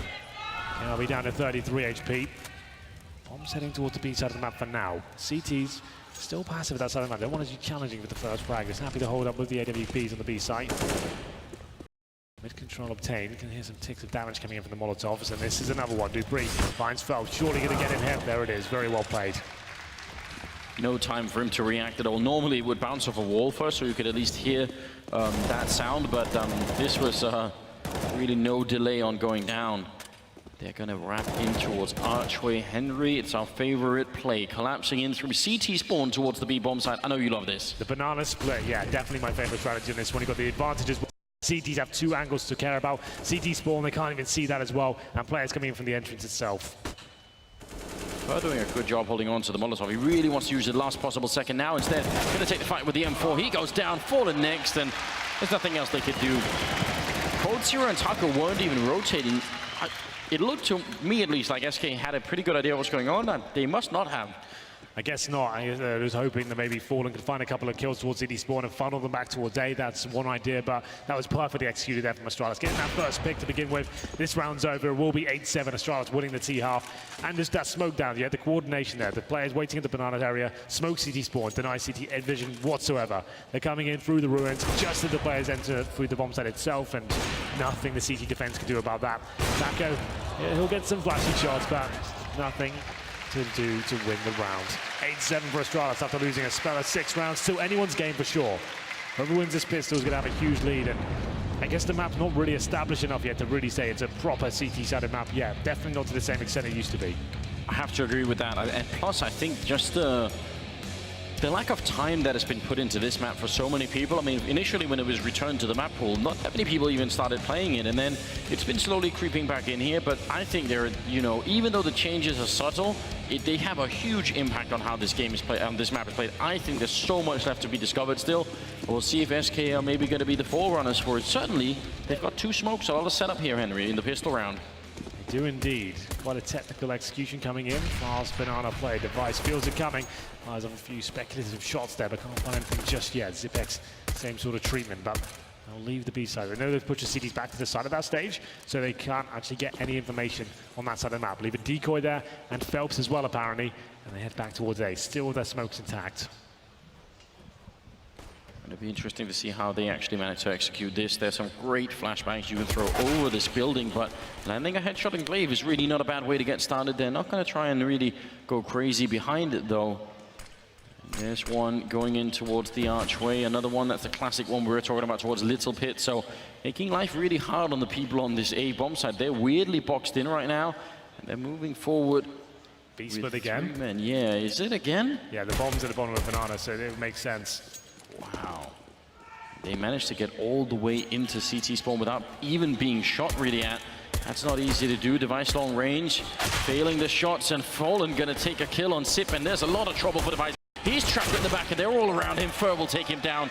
Kirby will get a kill on Taco, but you have to think it's almost too late at this point. Dupree doing his best, and he does take Cold Zero, but Glaive is so low on health. This would be just a one-man mission for Kirby almost. Not really much they can do here. The bomb is going to be planted. Crossfire setup as well. It's that triangle of doom. We'll see whether they'll do anything about it. Needs to find his kill. Can't do it. That should be it now. As you said, Glaive 4 HP almost guarantees the situation for SK Gaming. Final kill comes in for Fallen. Lovely strategy there from the Brazilian side. Using the smoke to the start to push the CTs back. They showed presence of Banana as well, so they couldn't really get any intel whatsoever toward that side of the map through CT spawn. The same tactic we saw in round number 15 in the previous half as well. That was really cool to watch, and that's the level we're at right now, Anders, is perfectly executed strategies, working together and fragging as a unit. Nothing Device could do about that. That's such a bold peek from Fall. I don't think we've almost ever seen that. He actually just goes into the angle that he knows Sip is going to be covering, crouches with the Glock and shoots him in the head twice. That's just some confidence, isn't it? That means SK are right back in this game. They have the money and everything. Astralis have invested maybe a bit more than they normally would. Yeah. You've talked about this a lot. Yeah, how they don't really buy the armor normally in the second round. Yeah, Device and Dupree especially think this is the way the game's going. They're only buying deagles and no armor in these second round second round kind of ecos against teams like this, and they invest a little bit more. You're right. So body armor comes in. There's an Eagle, PG-50, and a CZ trying to do what they can. Mac 10's out for Fur and Cold Zero on the UMP himself. We'll see where they can start farming some money here. Only one AK available. And SK are playing this very respectably right now. No reason for anyone to take really any risks. Taco had a really brutal beginning to this Inferno map, and he's been playing well on both of the other maps. So individually for him, it must be hard to sort of take a step back and just have a struggle even finding any kills at all. You see the grenades are starting to be put in a bit here for SK Gaming as they're circling the A bomb side, and not really much Astralis can do on here. They're just locked in. Any second now they're going to get overwhelmed, and no chance to cover so many angles. That's very well executed, honestly, by SK Gaming. They left nothing to chance in this round. And Phelps will find the last one. Nobody goes down on the Brazilian side, and now they're up 9-8 on the final map. Pretty cool stuff here from SK Gaming. You just think back to the initial sectors of that first half. It looked bleak for them. They looked checked out. They weren't holding anything together. Taka was 0-6, but they're holding it together now. And Astralis have to be full eco. Well, it should be almost certainly 10-8 here. They're just going to have default pistols here in round number 3. Across the board, not a single dollar invested, Anders. That's kind of indicative as to what kind of place they're in right now. I guess you normally stack a particular side of the map, but looks pretty standard for now. Towards B, 3 on A, and relentless as he just walks into the B site. Zitze is aggressive, but he is down for here. Gets headshot down to 19 HP. He's not enjoying that, but does spot out 2 people. That's information to work with. It doesn't really know if there's anyone else there. Instead, they're going to be putting Phelps into it, and does spot out a guy hiding behind the fountain. They probably think there's 3 now, because that's exactly what it was. Coffins, you can see Phelps is still a bit paranoid. They've picked up 2 of the frags, the other 3 on the other side, and this is all good for SK. They're going to go and put the bomb down in B, and at most, maybe Taco could go down here with a UMP. Picks up 2 great frags. I mean, that's some action-packed UMP stuff, but ultimately, Cold Zero will get last kill, and it will be 10 rounds for SK Gaming. Now, Astralis have got to show us what they really have here. Yeah, absolutely. And I was expecting the AWP, the first gun run here for Astralis, but it's going to be Device down to an SMG, surprisingly. So you'd assume as the main AWP, he'd be kind of saving his cash, but he's opted for more utility here and less a weapon, and we'll see what they bring to the table. They have got 1 defuse kit, though. But SK Gaming, this is certainly qualifies as what we call like a bonus round with 2 saved SMGs, all to work with here. And this is one of the rounds as well. We have 2 players unarmored head, so those UMPs are going to be a lot more viable here in round number 19. Dupree holding the boiler room. We'll move forward just a tiny bit. On the other side, Glaive will pick up the kill. That's a big frag, but Fur, what a nice crouch into the angle.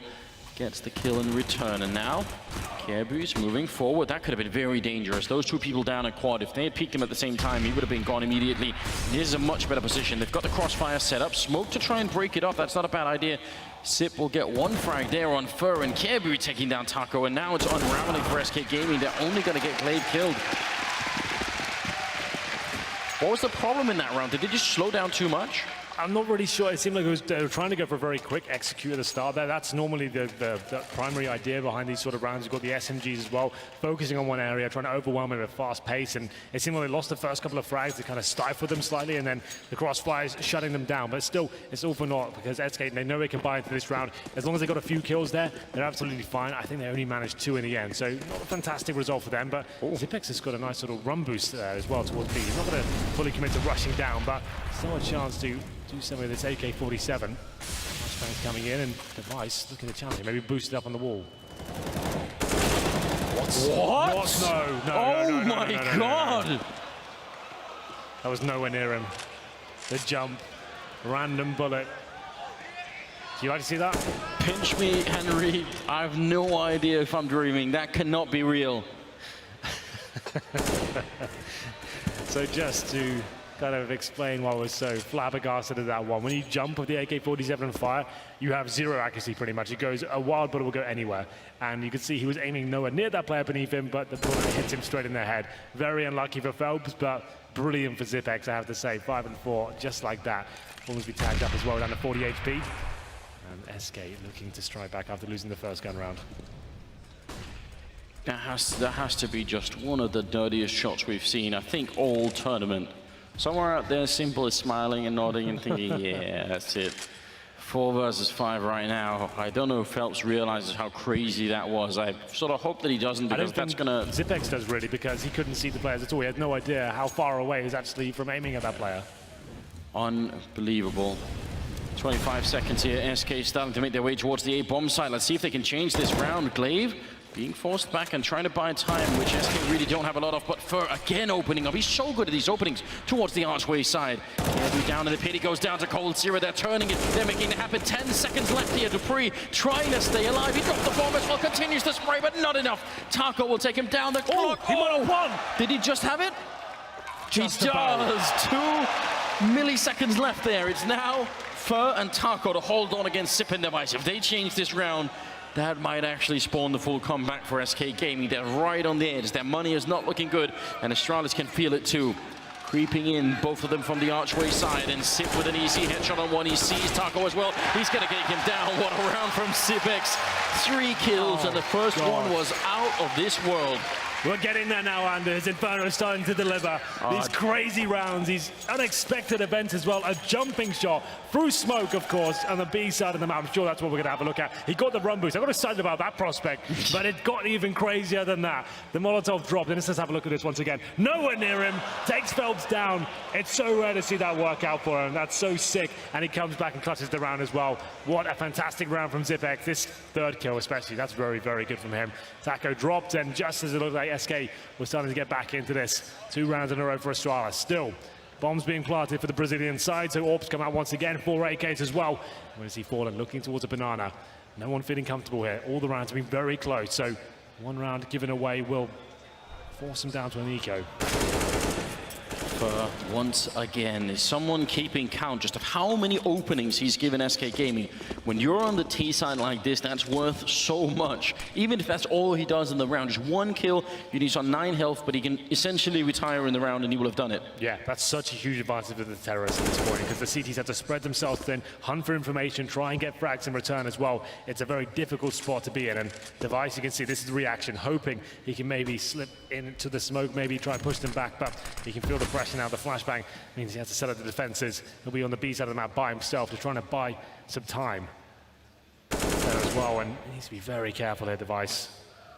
Yeah, he's the only one who has any chance to hold the B bomb site, so if he goes down, that's it. The whole round is going to be over in a very short time. SK don't know that yet. Instead, they're making their way towards the other side. A lot of grenades being exchanged, and a great flashbang taking down Taco.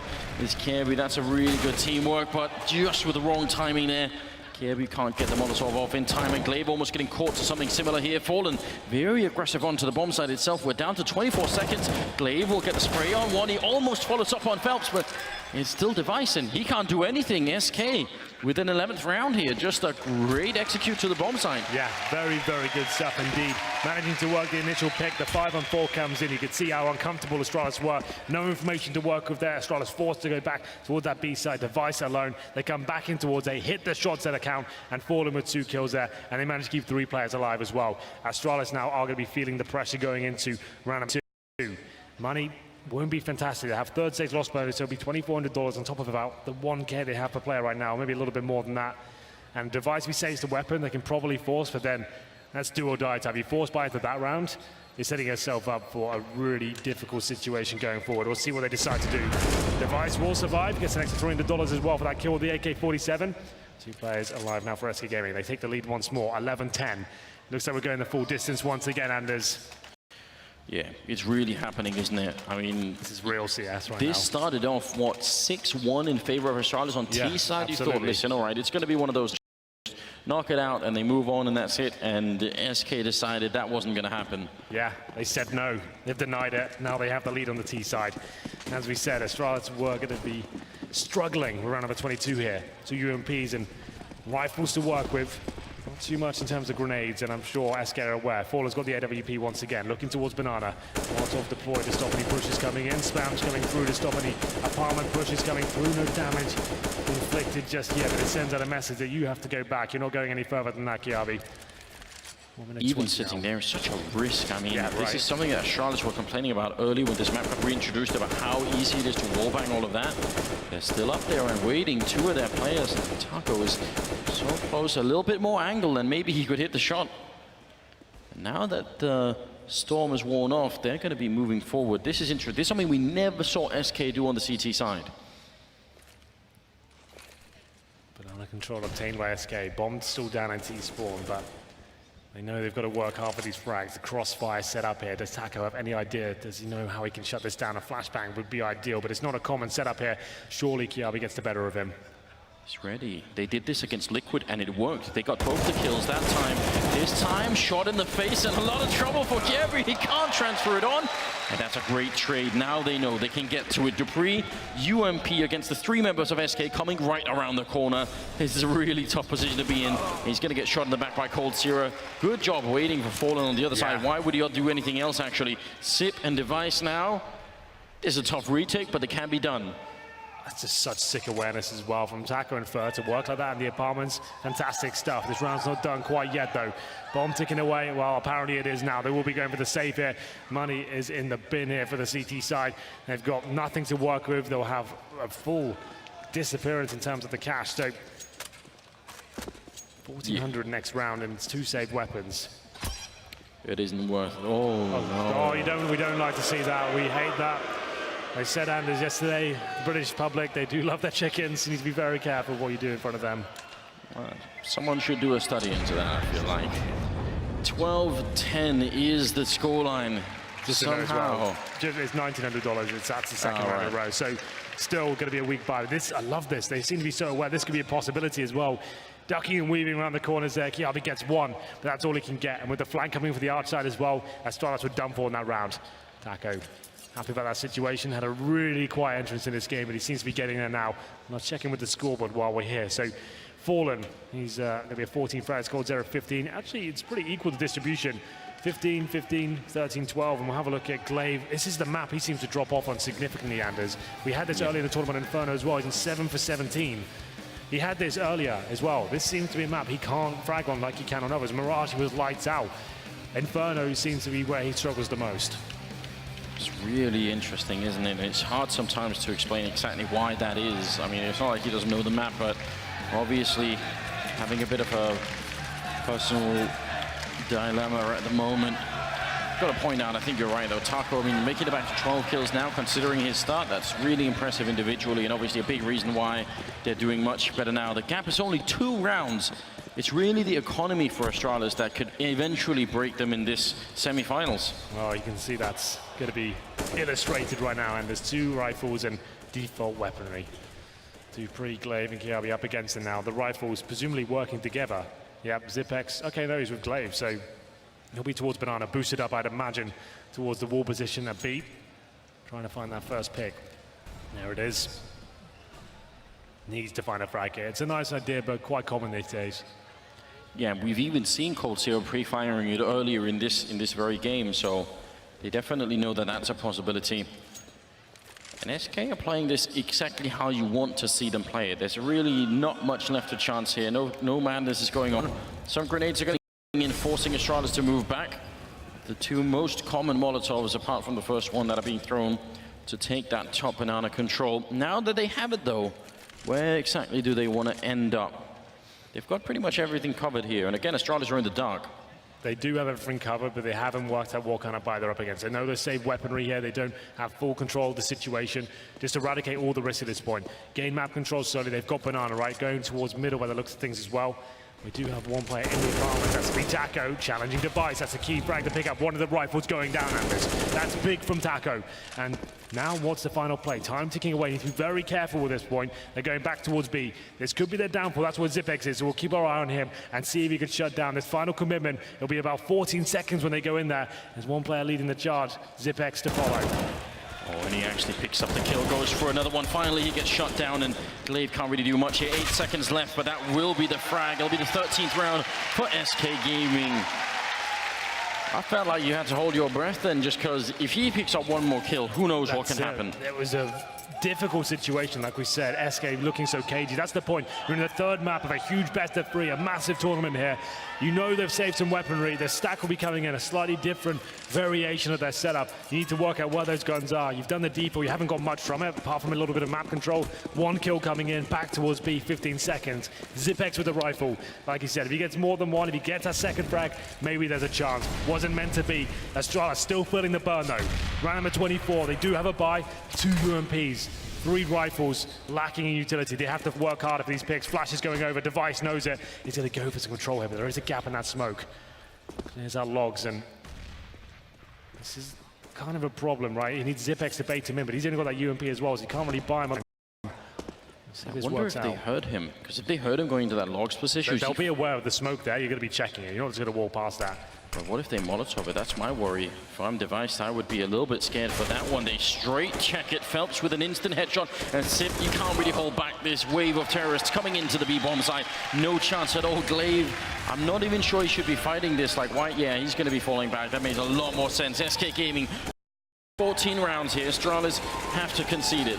That would have worked really nicely if SK went for a full commitment towards the B side of the map at the beginning. If they're going for early banana control, you're flashing over with the UMPs, trying to get that first pick, but they got nothing for it. They committed towards logs, and with the UMPs, Zipex can't bait him in. He can't even hold back. Even if he gets one, they're going to be checking logs regardless of that smoke coming down towards T4. It's unfortunate. Kiabi might get a couple of frags, but Fallen, my God, that was a nice shot. Takes him down. And it's going to be round number 14 obtained by SK here. The money is in the bin, and they're going to be hunting for frags. Surely SK, their money's looking actually pretty decent. They'll have about 6-7K per player in the next round. So Taco, he knows that. So looking towards second middle here, tentatively at least, between 3 might walk straight. They might not even see each other. This is kind of sick. Oh no, they're back to back. They were both in that corner. That's they were so funny. Literally back to back. 25th round here, and this game is all over the place right now. What? Surely they have to take a timeout here. I would say yes. Yeah, there it is. So this is the replay, right? So they know he's a chance he's going to be there. Straight up pre-fire. Phelps dominates him there. Not really much Zipex can do. He's got the SMG, and that's going to be round over. They save a couple of rifles once again. Oh, man. What a situation here. This is going to take 14 to 10. I mean, for SK to come back and win this whole best of 3, it only makes sense if you've seen the other 2 maps, but it's been such an incredible struggle for them to get to this point here. But they seem just very consistent right now. All these rounds are very well orchestrated like this. Nothing left to chance. They're using all the utility like they should, and Astralis aren't being given almost any room to play with here. Resilient, tenacious, whatever you want to call it. SK Gaming arriving here in the semi-final. It looked bleak at times. The first map, they didn't really arrive until it was already over. Second map, they delivered, and 6-1 down in the third. Putting on a show here on the T side. Another weak buy for Astralis. This is what they've got. Phalanxes and UMPs. Slight bit of utility to work with, but it's still not ideal. Fallen on the AWP. They've got full control of the situation here. Oh, is he going to try and flash Glaive in? Yeah, he wants to flash him into second mid. That's actually really good that he gets the kill on Fur, because he was probably had all of his attention focused towards second mid, where Dupree was throwing that grenade for. I like that play. I think I mentioned earlier, but that's an opening frag. The comeback here for Astralis just won't be easy at all, but it's absolutely doable, especially if the economy around in their favor. 5 and 4. This is a huge round, obviously, for either side. The fact is, SK Gaming looking for series point, and Astralis is trying to hold on to their money the best they can. They have the advantage for now. CT's setting up the crossfires, playing in that pit and bomb site areas, like we said, gifting mid-control towards the terrorist side, and Molotovs just to flush Glaive out of position there, makes him a little bit weaker. Arch split more than likely here, considering they're going to be wrapping to the bomb site. Nothing a banana whatsoever, so Dupree going to be tested. Can't hit the first shot. He needed to get that kill. The grab from Fallen right away. Gonna pick up the AWP, try and see if he can snipe towards the pit. 30 seconds, the rotation is coming in as well from the archway. Once again, Device running with the FAMAS, the bomb. Not quite committed yet, they're still lingering around that side. They know that there's got to be someone on the bomb side, but in fact, they're both down in the pit, and Device will pick up a great double kill, and that will definitely close it out. The FAMAS is usually a weapon we like to frown upon, Henry, but this time it worked out just fine. And did he get the AWP? I think he stole the AWP, yeah, so 14-11. His Device, yeah. Perfect time to come out of the arch there. You can't believe his luck. They're lined up, both looking at the side. The time was ticking away. It's understandable for them. 14-11, though, you're absolutely right. Keeping a decent amount of players alive there as well. Astralis not done just yet. Full buy for SK. No AWP this time. SK, I assume something much faster comes in this round. You just want to shut them down as quickly as you can. Change the pace. It's been quite slow the last few rounds. That's what I'd be going for right now. They will be going for some banana control. Just checking the Molotov, though. As we get into round number 26, we're definitely going to see all 30 rounds. That's going to be happening. I can feel it already. Another epic map here to finish off the semi-final. Towards middle, though, this looks like a set piece. No B presence whatsoever. You see 2 players in the middle, 3 in the apartments. You assume the smokes and flashbangs will come in momentarily. And it's up to Device. Oh, actually, she said Glaive with the AWP. That's an interesting adjustment. Yes. He's had a tough game, so maybe that's why they're thinking, you know what, we'll try and see if we can get you back into action this way. Some flashbangs are raining in, and the jump out from Taco gets one. He can't transfer it on, but still, they're gonna crack open the bomb side. It leaves Dupree on here, and the backup is so far away. If SK move up now, they can catch him. He's all alone. He goes for the spray and takes down Cold Zero. A huge defense being put up here by Dupree. He's very low on health, but eventually he's gonna fall, but he got enough time here for Device to come in. Leaves it in a one-on-one. Fallen with almost no health at all against Sipex, and it's the AK, not the AWP. This is very, very tough if you're Fallen. How do you know where Sip is? Moving around on one side and trying to see if he can guess the angle. He's going to be actually walking the right way, and this is absolute madness. I don't know if I can handle this, Henry. This is going to be crazy. I have no idea who wins it. Fallen, I guess, with some sort of advantage now. Not in terms of the HP, but he's lost track of Zipex. Zipex is on the A side of the map. He seems to be reading it, though. You can see he's rotating through middle. So we've got smokes, incendiary, flashbang as well. Good position from Zipex here. The bomb's planted, though. Open plant. Fallen. How does he win this one? The really big problem is that Molotov. If he doesn't get just a clean headshot here, Sip will deploy the Molotovs and the smokes, and he won't be able to make it through. This is going to be just one headshot to change the course of history. He's actually using them already, so not even trying to bait him out. All the utility gone. That's really interesting from Sip, and he has no idea where Fallen is. Going to be moving near the UMP, and Fallen is waiting. He hasn't heard anyone tapping the bomb yet. Not that much time left. He's going for the full defuse, and he's going to have it in time. Fallen, he had to take a risk, and it will be Astralis picking it up, even getting the kill there. Another round comes in, 14-12, and SK Gaming, I don't think they're panicked yet, but now they know it has to change soon. They have to close this game out before Astralis get too close. What a round that was. Back and forth as Dupree holding on as strong as he possibly could for the full A defense. It was looking so good there. Zipek takes balls of steel to go for a full defuse against Fallen, but I guess he got the information. He was low HP, took the gamble, eradicated all the risks, he assumed he was towards ruins, and it works out for him. We do have a buy available for either side still. Astralis feeling weak considering it keeps going down to these 1v1s. SK Gaming coming to the end of their money as well. This is so exciting at this point. Every round's a tight situation. No one running away with them. UMP for Zipex and lack of utility for SK. There's two polarizing situations. This is just a bit too tense. The clutches are down to the 1v1s round after round, it seems. A bit of a peek in there. And Glaive not challenging. Sip is holding close again with the UMP, and they actually allow Phelps to get all the way in towards CT spawn, and he picks up the first kill. A lot of trouble coming Glaive's way now. The bomb is pretty far back, but still, if he loses the bomb side, and he actually already has, what do you do if you're Astralis here? 4 versus 5, do you really try and go for the retake? This is such a difficult side to retake, but Dupree might find something. He has to make this kill happen. Now he might not get a chance.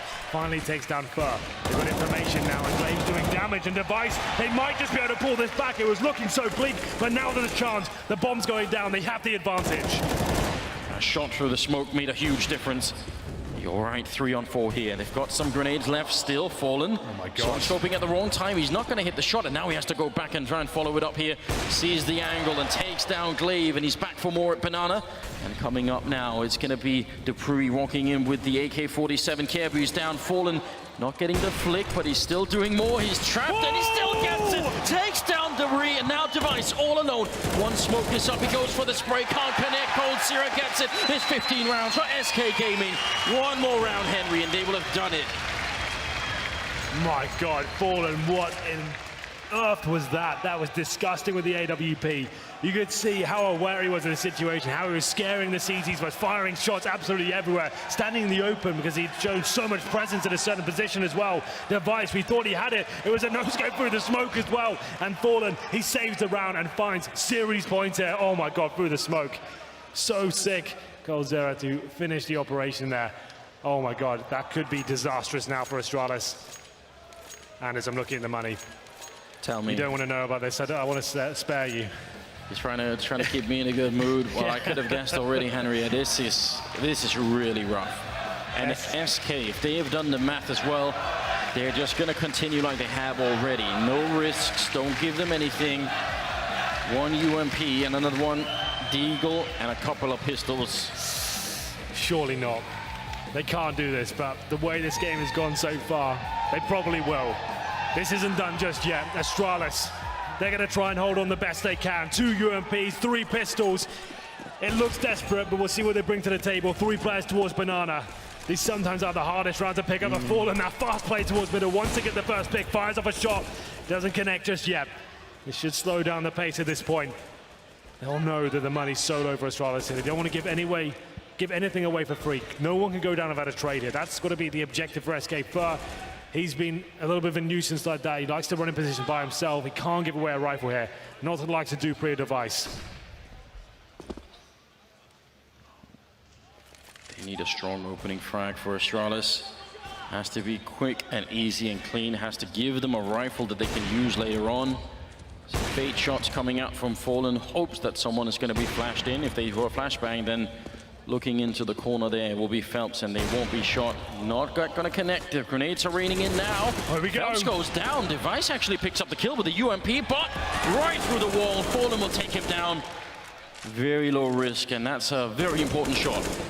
They keep it level. SK's fine with that. Every trade they get helps them out. Just going 1-for-1, that's not a problem. They recover the UMP. Goes in the hands of Zipex here. Still so much work to do. Deploying another smoke. The one thing they have working in their favor is the time. SK probably either push through this smoke or go back towards A. Neither's a good option at this point. Glaive on the other side of the smoke. It's so tense. What's the next play here from SK? The flashbang comes in.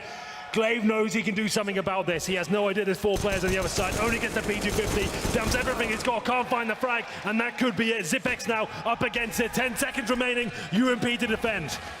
This is the whole semi-finals riding on this one position. They're right in front of him, the UMP. He gets a spray on one, trying to stop the bomb from going down, not connecting. He's going to go down to Taco instead. And now 2-on-3 for the retake. Dupree coming in with the Deagle, shutting down Fur, and now it's all on Taco. Somehow they bring it right back in Taco. He's got the AK spraying into the corner. He gets the one, and Dupree on the other angle going for it long range. And there it is. SK moving on to the grand finals against FaZe Clan. What a final, what a semi-finals it was. It felt like a final. Some of the most exciting Counter-Strike we've ever had. It's so much fun to watch.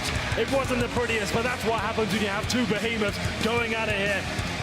The skill level is through the roof. Anyone can make anything happen at any time. SK Gaming, after going 6-1 down on Inferno, managed to do it. It seemed like it was going to be a 2 versus 1 situation for Astralis. They might have done just enough there with the pistols. Apparently not, though. Somehow, the resilience of SK prevails. Oh my God, Anders, that was so exciting. What a finish. An absolutely miraculous display of strength coming out of SK Gaming. That far down, really, really tough match for them, obviously. They're on the stage clapping for good reason. Hey, give it up for SK Gaming, guys. And Astralis as well. Fantastic game of CS play. Just a beautiful display of skill, teamwork, and just amazing excitement generally.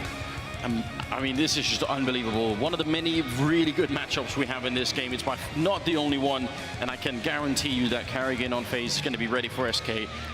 For me personally, Carrigan and Fallen are two of the best and most sort of intelligent leaders that we have seen. Those two go head-to-head. I think it's going to be just pure fire.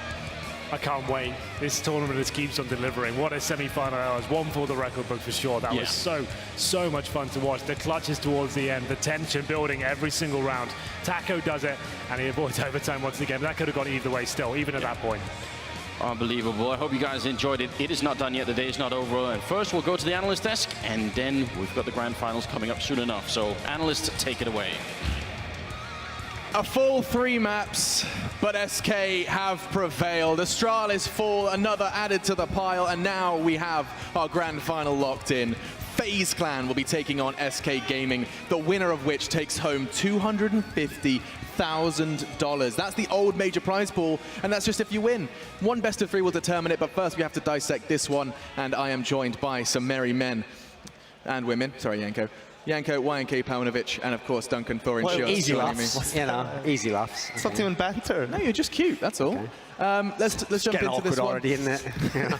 You're the master of awkward. No, well, the thing about this game that was so weird, it applies to actually all the maps in the series, is they were like Henry's baseball cap. Everything was backwards. Like, what was bizarre was, SK is a team where at the moment with this skill-based lineup, you know, you push in Phelps and Fur really quickly, and then you counter on that with Cold Zero with the slower pace. Instead, it's all incredibly slow tactics instead, walking everywhere.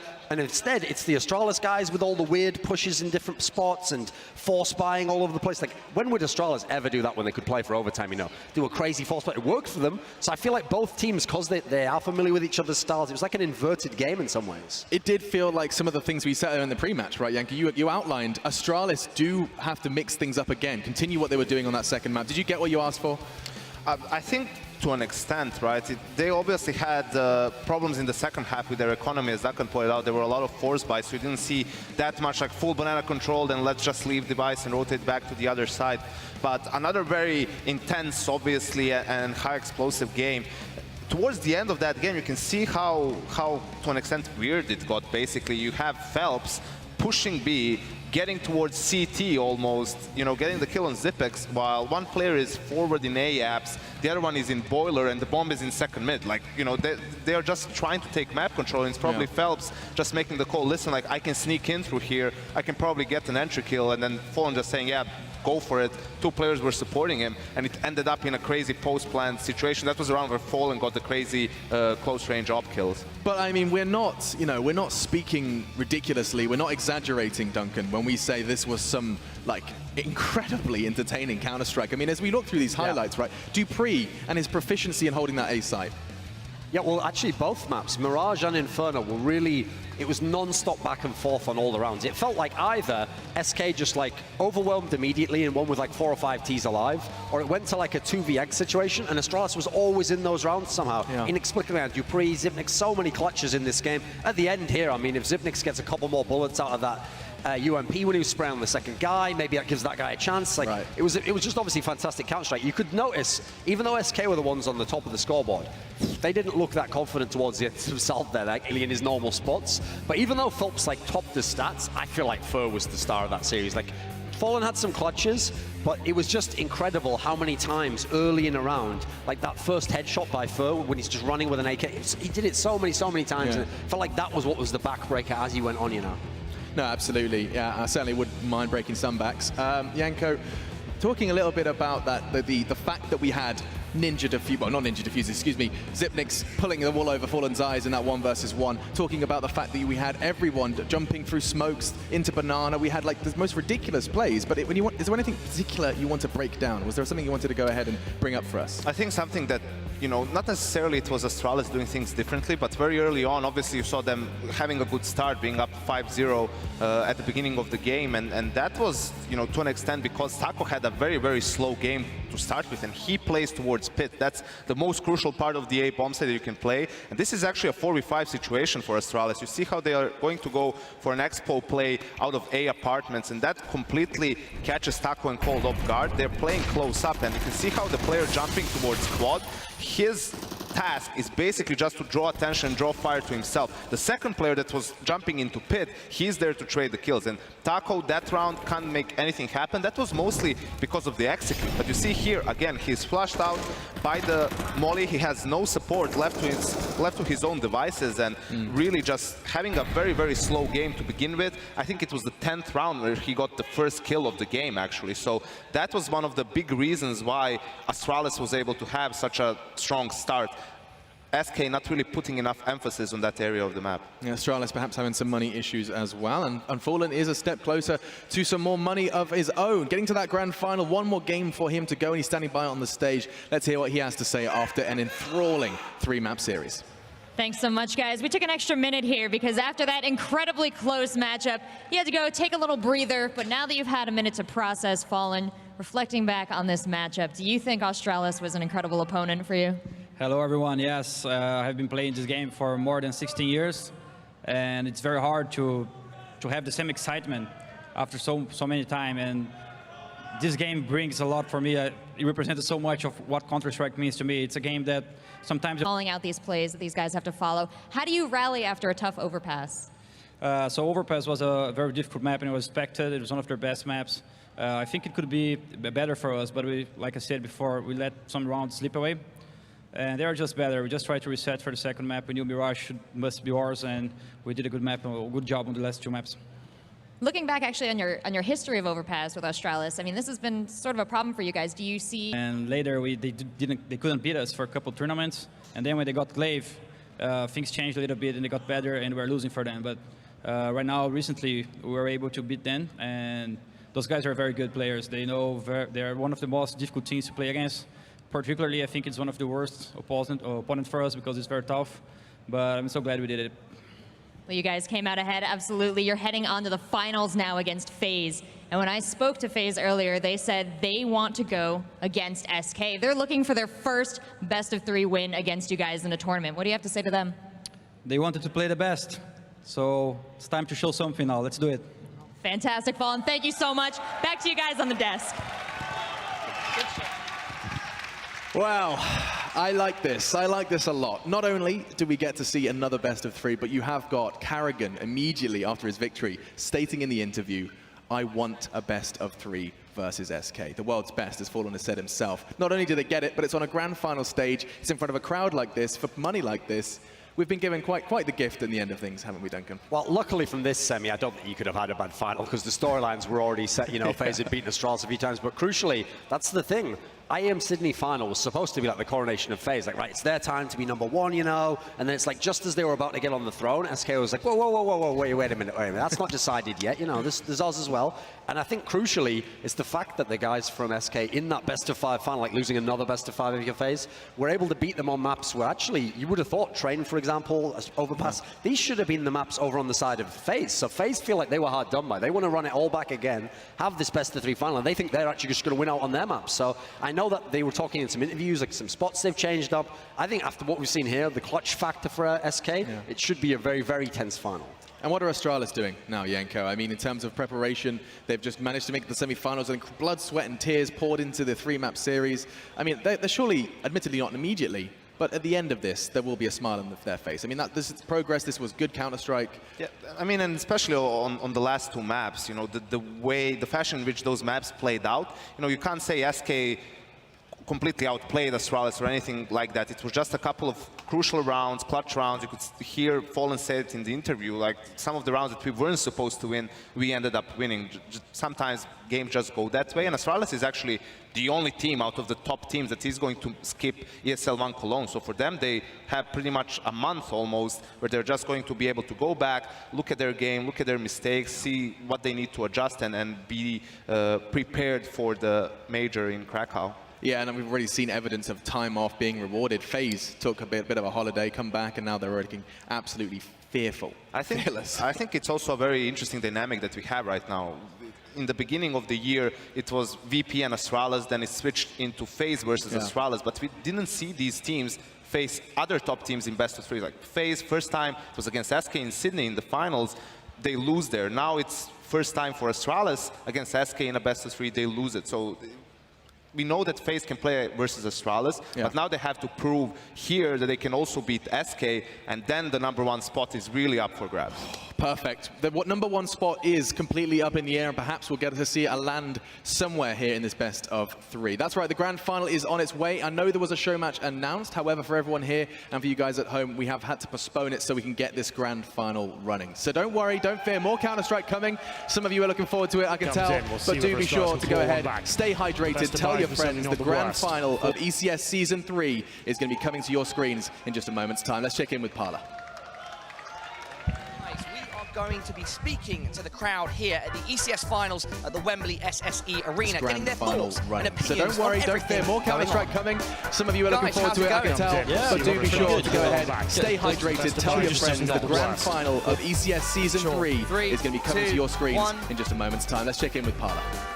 Let's head inside into the thick of things. Let's go. Here, 3, ECS Finals at the Wembley SSE Arena. Great finals, right. So don't worry, don't fear, more Counter-Strike coming. Some of you are looking forward to it, I can tell. But do be sure to go ahead, stay hydrated, tell your friends the grand final of ECS Season 3 is going to be coming to your screens in just a moment's time. Let's check in with Parla. Let's hear it for Cloud. Let's head inside. Into the thick of things. Let's go. My name is Richardson. Wembley SSE Arena. Great finals, right. So don't worry, don't fear, more Counter-Strike coming.